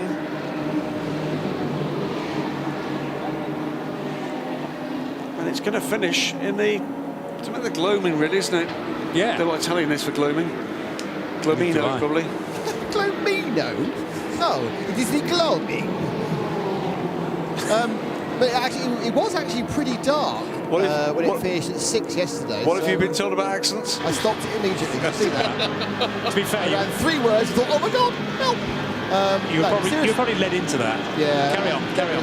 But no, it'll get a bit, as you say, less bright. But certainly by 6 o'clock, we were getting close to the lights yesterday. But the extra half hour earlier will mean it will finish in a very good visual way. Right, we're at 15 minutes before the end of the race. Yeah. I think it's time, isn't it? We started talking Spirit of the Race. Okay. And I can tell you a number of nominations. Indeed, the Black Pearl Rinaldi team were one of them. The Speedworks crew were certainly another. Yeah. And looking down through the race leading team, the Herbeth Racing team and the Renault brothers, certainly third. The organisers here at 24 Hour Series get more than one mention. But there is a runaway winner here, and that runaway winner. There is one further nomination. It's for I quote Nick's rubbish beard. Whose quote is that? Can we allowed to say? Is it John? It's Graham Goodwin. No. I'm just trying to find it again. Nick's rubbish beard. It's from. Oh, there you go, Mrs. Damon. No, sorry, it's from Rotation Up North. You see, I can believe that because Mrs. Damon's the ex-wife. There you go. By a million miles, the winner of the I Respect Spirit of the Race Award is, actually, not aboard the car we're looking at, but it is Paul White from the Ram Racing team for, it has to be said, what was, I thought, for a gentleman driver, a stellar performance. Yeah. In all the stints we've seen Paul in the car this weekend, followed on from a great performance at the Dubai 24 Hours. They've made this a race, haven't they, from the front or from chasing, and still there, plucky Brits, trying to fend off the almost inevitability at times it's seen of getting that lap put on them. But Adam Christodoulou doing a great job. But Paul White wins the I Respect Spirit of the Race Award for the 12 Hours of Italy. Well done, Paul, and all at Ram Racing. Well, he did one stint yesterday, which was awesome, and another stint today, which was almost equal to it, I thought. And as we've said, you can win and lose a race on the performance of your non-professional driver. Well, at this stage, they're still both on the lead lap, but behind them, 10 laps back now, is the third place car. So against 24 Hour Series rules, even if the Ram Racing car stopped now, it would still retain its second position. So they will leave Mugello as the leaders in this championship, courtesy of the result they had at Dubai, and them being the best finishers at Dubai who are here present with, more problems for Mark Focus. 91. The 91 is now coming in. It was trailing smoke. I think it was tyre smoke. Is it for the front right, front left? left? Look at the engine. Front left again, is it? it got some rubbing. They lifted the bonnet. They're going to put some coolant in. It is now oozing coolant. Oh dear. Getting a bit tight on this one. They obviously open the bonnet takes a while. They have to take off 4.5 gallons of gaffer tape first, and they're going to fill it up again. They are also storing very poisonous water in drinks bottles that get easily accessed by small children because they obviously hang around pit lanes. So they obviously decide they need to get a bit extra cool. This car was certainly looking a bit smoky as it came in. So it's got a few laps. It's going to need at least, 3 or 4 more laps to get to the win. 11 minutes to survive here. That's not it's got a litre of goo has gone in. They're also reworking the tape. The bottle was thrown at me for some reason. That's a bit unfair. I'm being assaulted, but it's either a really bad throw or I'm being assaulted by one of the mechanics. Shocking. Might sue them. Coroys is still in the pits, but this was handed out. Oh no, they're putting, now they're putting. Oh, this is oil. There's now oil going in as well. I see what it is now. If you want to use the big bottle of oil, so it isn't water, it'd be burning oil. Because the reason they had it in the oil in the half-litre bottles because they actually haven't got enough space to pour it in. Because of a really kind of difficult job. So they put about 1.5 litres of oil in to fill it back up again. And it now needs to do 5 laps on that. More tape goes down. Don't go yet. Hang on, still waiting, holding him on. And what was a very easy 11 hours for the Mark Cars team has been a very frenetic last 60 minutes. Relatively cool and calm though, that pit stop done by the team. I think, obviously it wasn't in the plan, but nevertheless they dealt with it pretty well. 6 class leaders in the top 15 overall now, gentlemen. That's seen some of the lower classes work their way up inside the top 20 through the last 8 hours. So the A6 Pro car obviously is the overall leader. It's the number 7 Herbeth Racing car in the hands at the moment of Robert Renard. The 997 class leader is the Riffier Racing car, Paul Lafargue, and the number 17 Porsche. Hofer Racing and their number 10 Mercedes-Benz running 8th position overall, but the A6 AM leader right now. The car we've just seen, in the hands of Jake Camilleri, the Mark Cars Australia Focus V8, is running in the lead of SP2 and in 13th position overall. A3T is another car we've seen in problems just of late. The one with the fire at the rear of the car, but that's the number 98. Seat is leading A3T, and SP3 is another car we've seen with a couple of problems. Adrian Barwick at the moment out on track in the G55 Ginetta of Optimum Motorsports.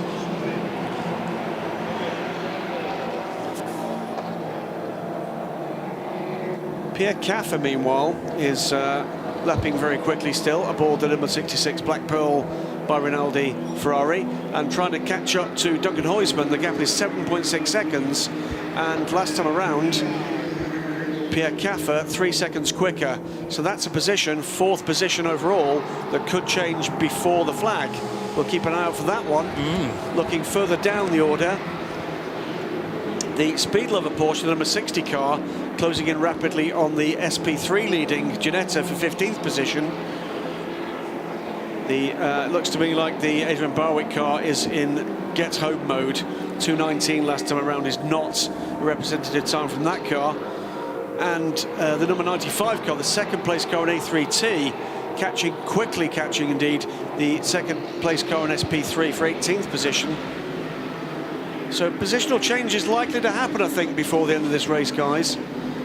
If not overly significant ones in class at this stage without further dramas. Still, Adam Christodoulou manages to stay on the lead lap. Yeah, doing a good job. 4 to go, I reckon, at the end of this. Yeah. With 7 minutes and 20 seconds still to go, so 4 more laps. My calculations are correct. A car rejoining, looked like the 66, although that's not been in, so that was a miss spot from me. Looked a bit like a black Ferrari, but obviously not. Car heading back into, in fact, there is the black Ferrari, seen from the onboard from car 135.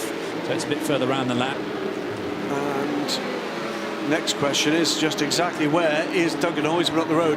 The answer is 6.8 seconds at the end of the last lap. He has responded, 153 to Pierre's 152, and might, if that rate of closing continues rather than the previous lap's rate of closing, fend off the charging German in the very black Ferrari. Pierre Caffer, a real standout performer, I'd say, this weekend at Mugello. Meanwhile, that's the number 9, third-placed Hoffel Racing Mercedes, Graham. Yeah, it's looking like a good day for them.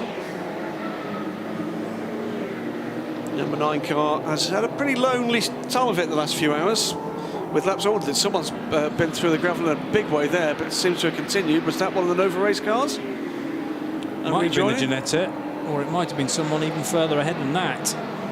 Difficult to tell from that shot, but certainly the gravel dust was clearing. Wasn't it?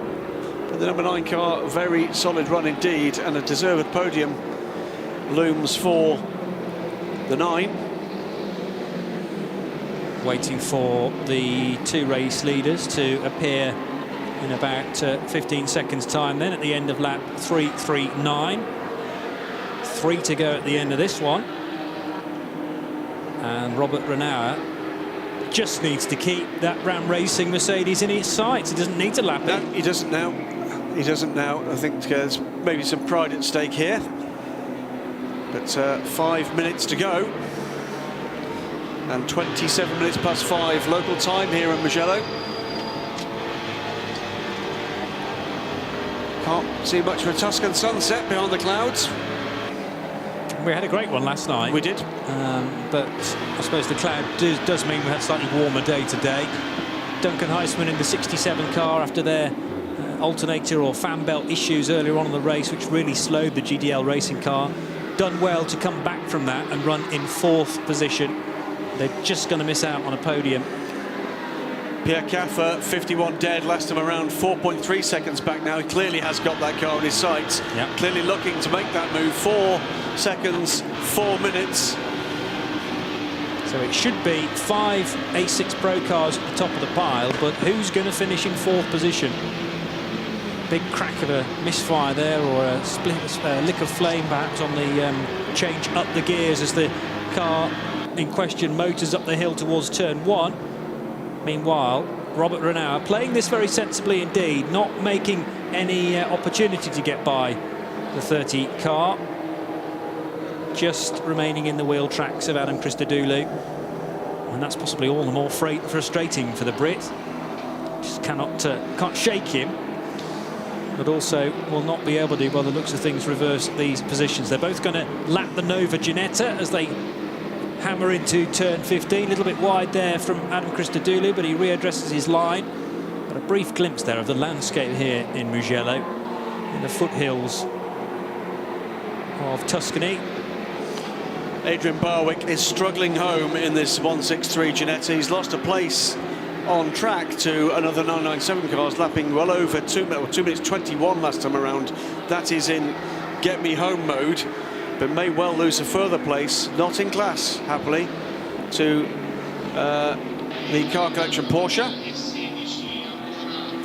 3 minutes and 10 seconds to go. This lap and one more, I reckon, for Robert Renauer and Adam Christodoulou.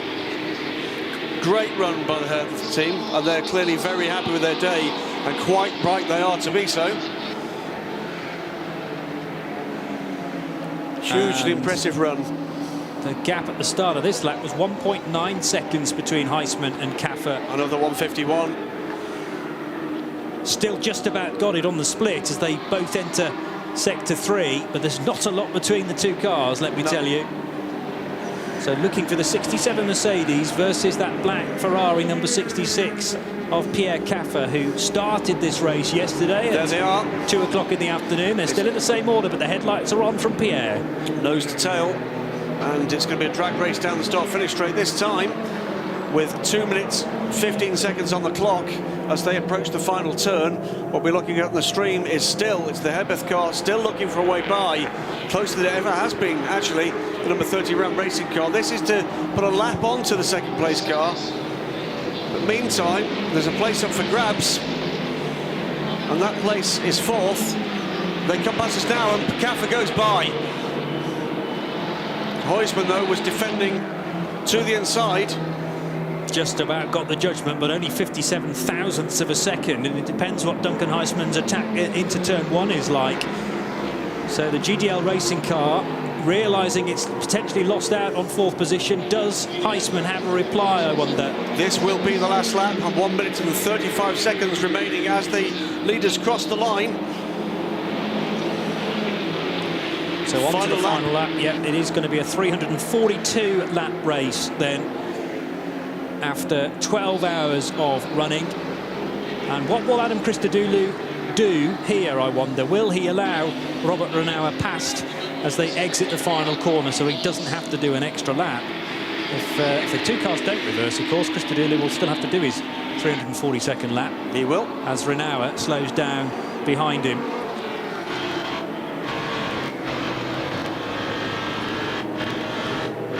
And the 159 Red Camel R8 just closing in on the 75 BMW. That's going to retain, I should think, the Class A5 Championship lead. Still in 2nd place, isn't it, the 75 car? Within A5.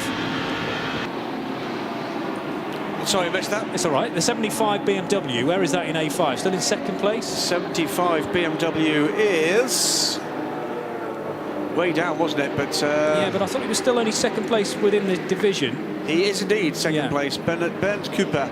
So it was a win. 51st. It was a win in Dubai and a 2nd place here. That'll be great for the championship. Mugello. So they will, I think, leave Italy with the Class A5 Championship lead. The gap has grown all of a sudden between Adam Christodoulou and Robert Renauer. Renauer backing off deliberately so that he can celebrate with the team. And here through the final corner then, this 180 left-hander sees Robert Renauer duck to the left and to the right. He's zigzagging over the grid hatchings and takes the race win. The 12 Hours of Italy go the way of the 7 car, the Porsche from HB Racing Team Herberth, who had a stellar performance here this weekend. From the 2 Renauers, Alfred and Robert, who finishes the race, Ralph Bohm and Daniel Allemann, the Swiss.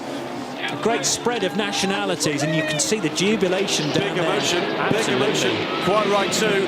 And the only person on the pit wall not showing emotion there, Nick Damon. I haven't won a race yet, so I was slightly concerned when they all fell off that they were going to fall on me. You know, I will see if I can grab a like this. It's like a country hoedown, just missing the lederhosen. So Robert Renauer didn't put the lap on Adam Christodoulou, so Adam's going to have to do another lap. Renauer, try to get the cameraman on and go. There we go. Congratulations, what a fantastic result. Thank you very much. Awesome to win this race. The first race in this series, and the first win. Can go on.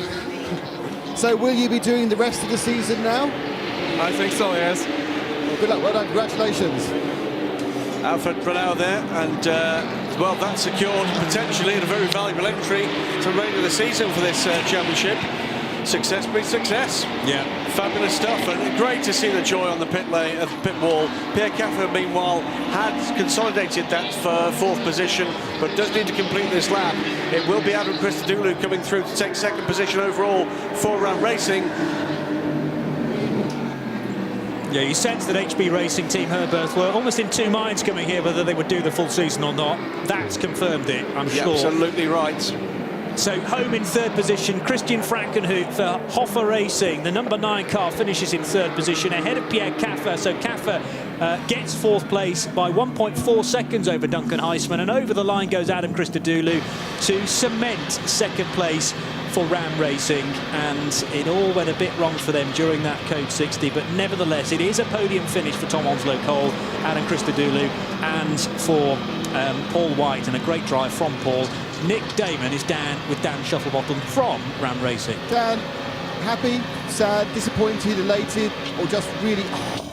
A bit of all of it, really. I think we had a bit of bad luck, or they had a lot of good luck with the Code 60s. I think probably the Code 60s robbed us of a bit of a battle to the finish, which would have been pretty good, because we had a similar pace to them. But, you know, 2nd place, still good points. They obviously didn't race in Dubai. Black Falcon aren't here, so we're still leading the championship, which is good for us. And what do you take from this as a learning experience for Zandvoort? I don't know really. I mean, every track's different and every race different, and obviously there's so many variables in these races.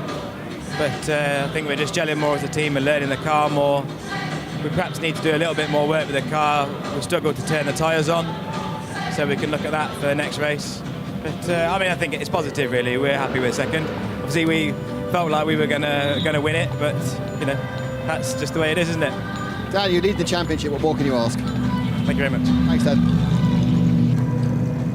Enough said, really. Looking down through some more of the class winners, the 997 class winner, Paul Lafargue, brought home the Riviera Racing 17 Porsche in 4th position overall. Second was the number 63 car.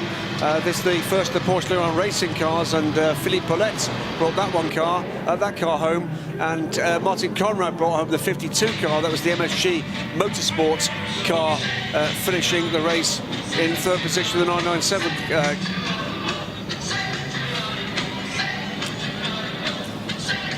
Rest of the class winners, SP2 went to Jake Camilleri after that dramatic end of the race for the Mark Carr's Australia team. The Mox Focus V8 91 car coming home first in SP2. Second, James Kay, despite that engine failure right at the end, it makes it a 1-2 for the Focus V8. And third was Dr. Wolfgang Kemper in the car collection Porsche. A3T went to the way of the NKPP Racing Seat Leon Cup Racer, another car that had some dramas towards the end of the race. Second was the Mehmet Ogilvy Dual Racing Seat Leon in the hands of Ramsey Moutran at the end of the race, and A3T's podium will be rounded out by Vincenzo Dazzi, bringing home the PCR Sport 1 Seat Leon. So an all Seat 1, 2, 3 in A3T. SP3, Flick Haig. Wasn't Flick Haig, was it? It was Adrian Barwick brought home that car. Yeah. Optimum Motorsport bringing it home, struggling home eventually with the Jetta GT55 GT3. 163 car ahead of the 206 Nova Race Ginetta, and it would be the 221 Nova Race Ginetta, an all Ginetta podium in that class, SP3. A6M we'd missed, hadn't we? Chantal Kroll brought home the number 10 Hofer Racing car, the Mercedes-Benz. So a good day for Hofer Racing, a podium in overall and a class win in the A6M class. Second in the class and 27th overall was the number 5 car. We got Dalmo bringing home the car collection car, another Mercedes-Benz, and A6M's podium would be completed by the long retired, I'm afraid, 27 car collection car. A2, Jan Engelbrecht brought home the 115 Peugeot RCZ, which of course features Jakob Christensen on the driver lineup, the Team K Reiser Peugeot RCZ. A2, second in A2, Matt Neal bringing home the number 138 KPM Motorsports VW Golf, and third, Peter Obel brought home the Team Sally Renault Clio. I think that wraps up all the classes bar Cup 1, which saw Lisette Brahms bring home the Bug Motorsports BMW M235i, Anders Fjordbach in the number 71 Securitel Zurg Rennsport car, and third, Marco Petri brought home the Prism Racing BMW. A5 is the final of the classes, and that was won in the pits by Michael Fisher in the Diller Motorsport BMW M3 E46. Welcome back to endurance racing to Diller Motorsports, a team with a proud history behind them. And second place in A5, Bernd Cooper in the Hofer Cooper Racing BMW M3. And completing the podium there would be the RTR Projects BMW M3. So an all BMW podium in A5 too. Johnny. What more can we say? I've been thoroughly entertained for 8 hours today and 4 hours yesterday, and of course the qualifying as well, put on a great show as well. We hope you've enjoyed the coverage on radiolemans.com, and don't forget that we will be at the next round as well for the 24H series, the International Endurance Series at Zandvoort at the end of May. You coming to that one?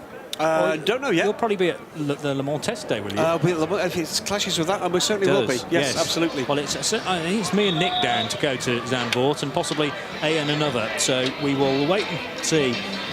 What do you say, Nick? The cultured one, I think he's coming. That's you. Not me. No, I'm not the cultured one. Right. I'm the Philistine, apparently. You're on about a certain Mr. Bruce Jones. I think so. So it's you, me and Bruce, quite possibly. Probably. Still some time for questions of post-race tech after these podium ceremonies, I think. Yeah. And send along your questions. We'll see what we can do to answer them, or get someone who can, to at DSC Race Editor. What's the atmosphere down there in pit lane, Nick? It's great. There's a lack of camels, if I'm honest. There are no camels at all.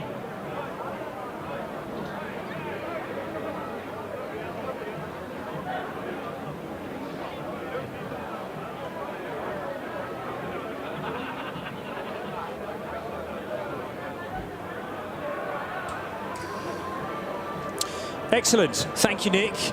We'll leave you downstairs for the moment, but if you can make your way up pretty soon, then because we are going to do, obviously, we're going to wrap this part of the show up and then move on to post-race tech to deal with many questions that have come in to Graham Goodwin at DSC Editor, and you can still send one or two his way if you get them in quick smart, and we will deal with those very shortly. But thank you for joining us during the 12 hours of Mugello. I think it's been an utter success for 4 hours last night and 8 hours today. Congratulations again to the winning team, HB Racing Team Herberth, and thanks to Graham for running through all the various class winners and podiums as well. And as I say, post-race tech upcoming, but don't forget our coverage of the Zandvoort 12 hours at the end of May as well. For the moment, though, it's RadioLeMans.com. Join us in a brief moment for post-race tech.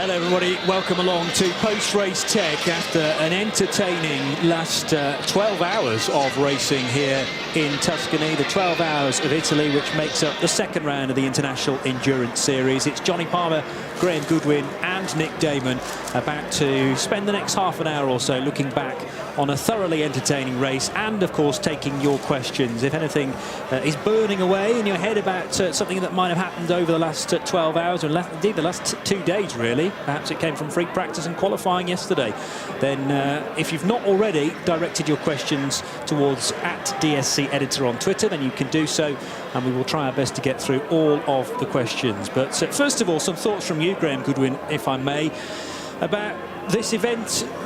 In a very general way, it seems to me to have been a rip-roaring success. Absolutely, and I like the fact you used the word event, because that's exactly what I felt about it. It has felt like an event for everybody involved, including us. And I think they've hit on a formula, the 24-hour series, that has really caught the imagination. We're looking at the moment at Parc Fermé, which is ranged out on the start-finish straights, and it's magnificent. The 60-plus cars that have finished this race that are now lined up in 4 columns. And it's great to see so many people enjoying their sport, and that's what we've seen. Yes, competitive racing, very competitive racing, very professional racing at the top end of it, but more than anything, my overall impression here is people have enjoyed this. Yeah, and that's one of the main things that Creventic try and get right. Just in their regulations, you read that about, you know, sheer enjoyment is one of the main priorities, and making sure that they see the entry as their customers, as their clients, if you like, and if they don't get something quite right, i.e. the fueling station this weekend, they will address it, Nick, and they'll try and sort it out for next time around. Yeah, I mean, it's been a very positive event. I think it's 73 cars. The one minor complaint is that there weren't enough petrol pumps, which isn't a major complaint. It ran really well. I mean, I think it was interesting, an interesting race on a number of levels. The split environment, 8 and 4, always kind of helps. There's nothing like sleeping in your own bed and having a decent meal at a large endurance race. But also, I think it was interesting in a way, and I'd like to, we're going to do more of these, but it was very interesting how suddenly we had this flurry of problems towards the back end of the race, which you don't normally see. Normally, people get past like halfway and then the most will chug round. But there were so many more problems at the back end, and I wonder whether that's anything to do with the circuit, with to do with the splitting of the races. But it certainly was much busier the last 2 hours than normally I'm just sitting there with my feet up. Yeah, yeah, because they've got into some sort of rhythm, they may have cracked the issues that they've had earlier on in the race, but strangely it was inverted, like you say, and then the gremlins kicked in the last couple of hours. You went to Zandvoort last year. Can you compare the two events? It was more or less 12 months apart. It was a 3 and 9 last time. They changed it 4 and 8, and there were less cars. There were a lot of the cars had problems early on. We had quite a few cars. In fairness, and this is not meant to decry last year's Zandvoort field, this field is a much higher, not only higher numbers, but higher quality. Yeah. There are a lot more proper outfits here, and the preparation of all the cars, I think, is a step up of some of the cars at Zandvoort, which was not offence, a little bit clubby, which is no problem, but you're trying to run a clubby race for 12 hours, it gets more difficult. So, no, this has been a great race. Mugello is a great track. It's very, very welcoming. It's nice to be in Italy, as you say. And yeah, I mean, I think it is the only downside for me on a purely sporting basis is the race really got decided by yellow flags, and it happens in races everywhere. And it just happens that by pure fluke, the 7 car came in, and as it pulled in for fuel, it went code 60. They didn't know it was going to happen. You're going to happen. And suddenly that was it. And in trying to react, it all went wrong for Ram with the fuel pumps, and they lost that lap. They never got back.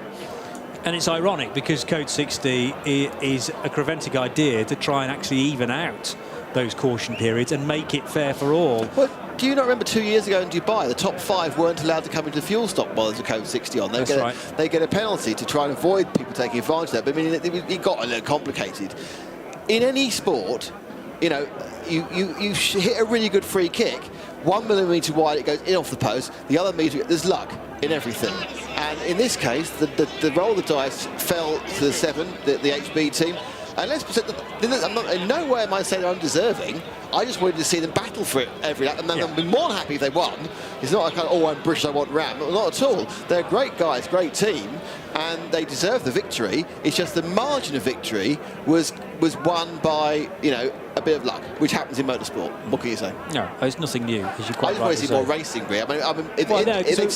We were enjoying those. I mean, it was literally lap after lap after lap. There was tenths of a second between Christodoulou and Renault as it was, and then all of a sudden this Code 60 arrives and just drives this huge wedge more between than happy them. with the result, just like you've been a second apart. Yeah.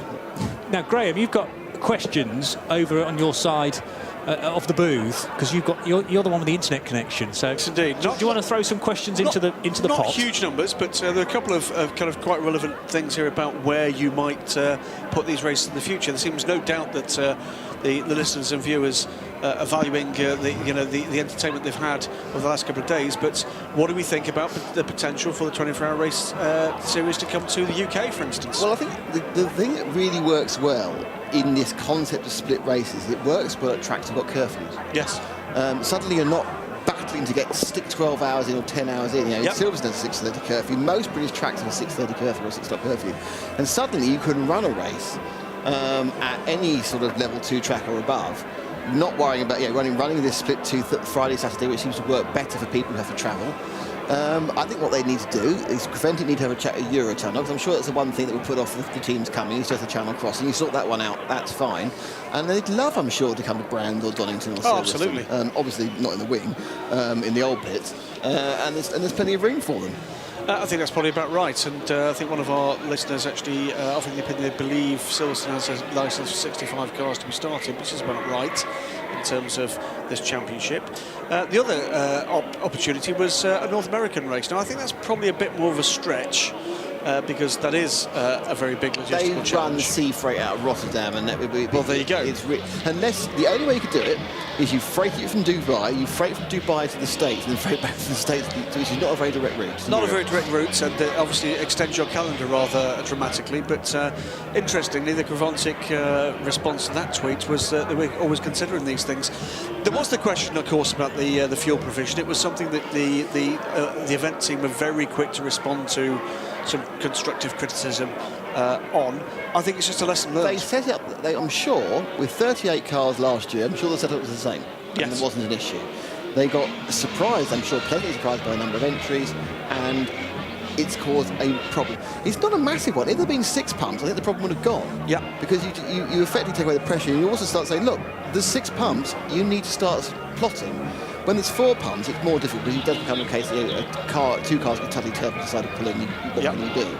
So I think you just need to find 2 more pumps. They've certainly got the pumps. They had that many at Zandvoort. They had also more. And it's just a case of a bit of a learning curve, and I'm sure they've learned, and the learning Kravoncic it'll be sorted out. I guess the other question, and it's one for both of you, we'll lead a slight pause between answers so Johnny can get the headset. We're slightly restricted on headsets in here. Is what would you change about this event to make it better? Forget for a moment the fueling. What would you change about the way in which this event is brought here? Class structure? Are you happy with the way that the 4 and the 8 worked? Is there anything about the way in which the race was managed that we've got any comment on? Not wishing to be sycophantic, but no. The series seems to be working really, really well. As you say, without the minor criticism of the fuel pump, it's everything seems absolutely fine. I mean, it would be nice to see a crowd, but is this race ever going to pull a crowd anyway? It's not what motorsport fans are going to come. A few diehards I saw were out there. And it's really about the competitors. The competitors are all having a good time. It all seems to be organised very well. I think the change a year and a half ago to take out the bracket from A6 Pro has taken away the other big problem people had. It's not real racing, but it certainly is. No, I can't. Perhaps I should have better ideas, but actually no. For Johnny? The only thing I thought of actually yesterday afternoon was, wouldn't it be great if we had an hour's worth of darkness running? So maybe just move it back very slightly to a Friday evening and run it to maybe 7:30, 8 o'clock. So you have a little bit of darkness, still stop the race, because I'm all for that, and having the Friday night entertainment, I suppose, and a good sleep, and then come back to the following morning and start at 9:30. But I was enjoying that dusk atmosphere that you get with motorsport, after dark. Lights come on. You just get that flavour of night racing, but without the additional hassle you get with the reality. Without being up at silly o'clock. Absolutely. One of the other things that's going to come up, but for one thing, we've had a suggestion here from Rotation Up North that says, forget about the curfews, let's have a 19-hour race at Knockhill. Might be a bit of a stretch, but great to see this. We'd love to see a joyful podium. Perhaps the faces at Ram not quite as joyful as the rest, but you can understand that, I think, in the circumstances. They'll be very happy, though, to leave here with a championship lead. And I think the reality is here, what we were hearing from Dan Shufflebottom, is they do value the fact that this is a championship that they can chase. Yeah, I think that's really offered an extra thing, an extra incentive for the year. And I forget whether it's Tom or Adam now who we spoke to earlier on, said we're definitely in it for the whole year as well. Yes. Ram are part of the championship.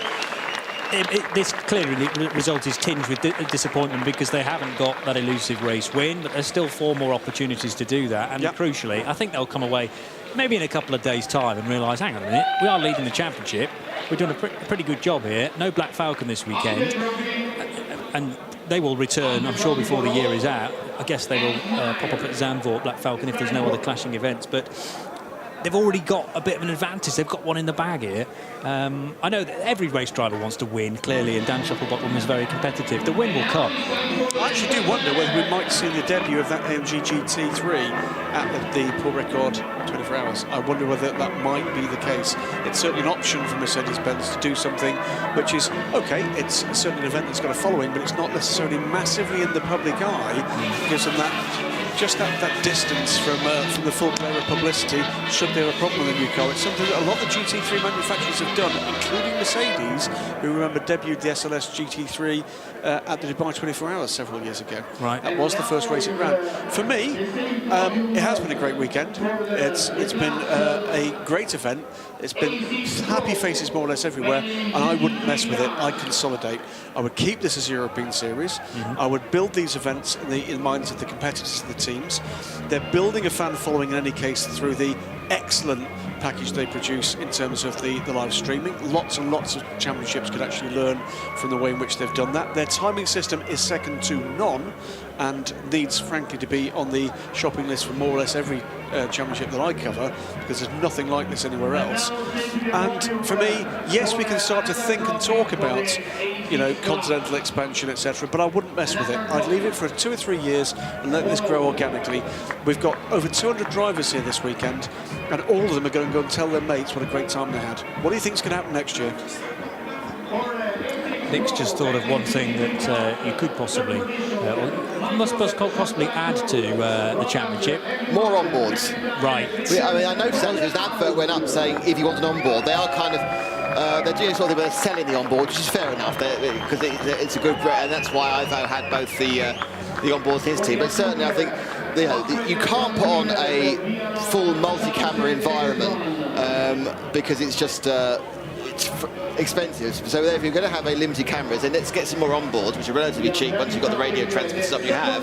And perhaps say, well, let's do an offer to get cars in multiple classes to get multiple onboards. I tend to agree. At the end of the day, that you've got to kind of cut your cloth accordingly, haven't you? And with the budget they've actually got, we've seen from what we've seen on social media response from our listeners and our viewers just how much people have appreciated it. But we will see. We'll see how things actually move forward. I think for the moment, consolidation is the order of the day. And I think this is going to go from strength to strength in terms of an event with profile. So I'll make a gesture then, when you ripped the headphones off, Graham, there. No, stop it, there's no profile at all. No, it's absolutely, it's great. I mean, I think, all this eulogising sounds terribly sycophantic, but it is rather good, actually. So we shall, and we've only got another, 6 weeks away from the next one. That's right, yes. We'll continue post-race tech if we've got a few more questions to go, or are we pretty much done? OK, excellent. Well, as we kept saying, a thoroughly enjoyable event. We will be back on RadioLeMans.com for the next round of the International Endurance Series at Zandvoort. It's over the 29th and 30th of May, and there'll be a live stream for that as well. And so the 24hourseries.com continues apace and seems to gather more and more interest as we continue on. And Graham wants to add one final point, if he can. Go ahead. The final point I want to make is in response to an email I've just had, and that's to our very best wishes to David Price and his family. David not very well at all at the moment, and a big friend, of course, to everybody in endurance racing, and particularly to everybody here at Radio Le Mans. David's going through a tricky time in health terms, and I think we'd all like to wish him and his family very well at this point. Certainly we will echo those thoughts indeed. Thank you very much, Graham Goodwin, to Nick Damon, who has patrolled the pit lane for 2 days solid. Valiantly. You have deserved some kind of foot massage, but not from me. We'll see what we can do in Florence tomorrow, because it's Nick and I with a day to ourselves, yes, in the basis of Renaissance, the birthplace indeed. Thanks for joining us on RadioLeMans.com. We'll be back for round 3 in Zandvoort.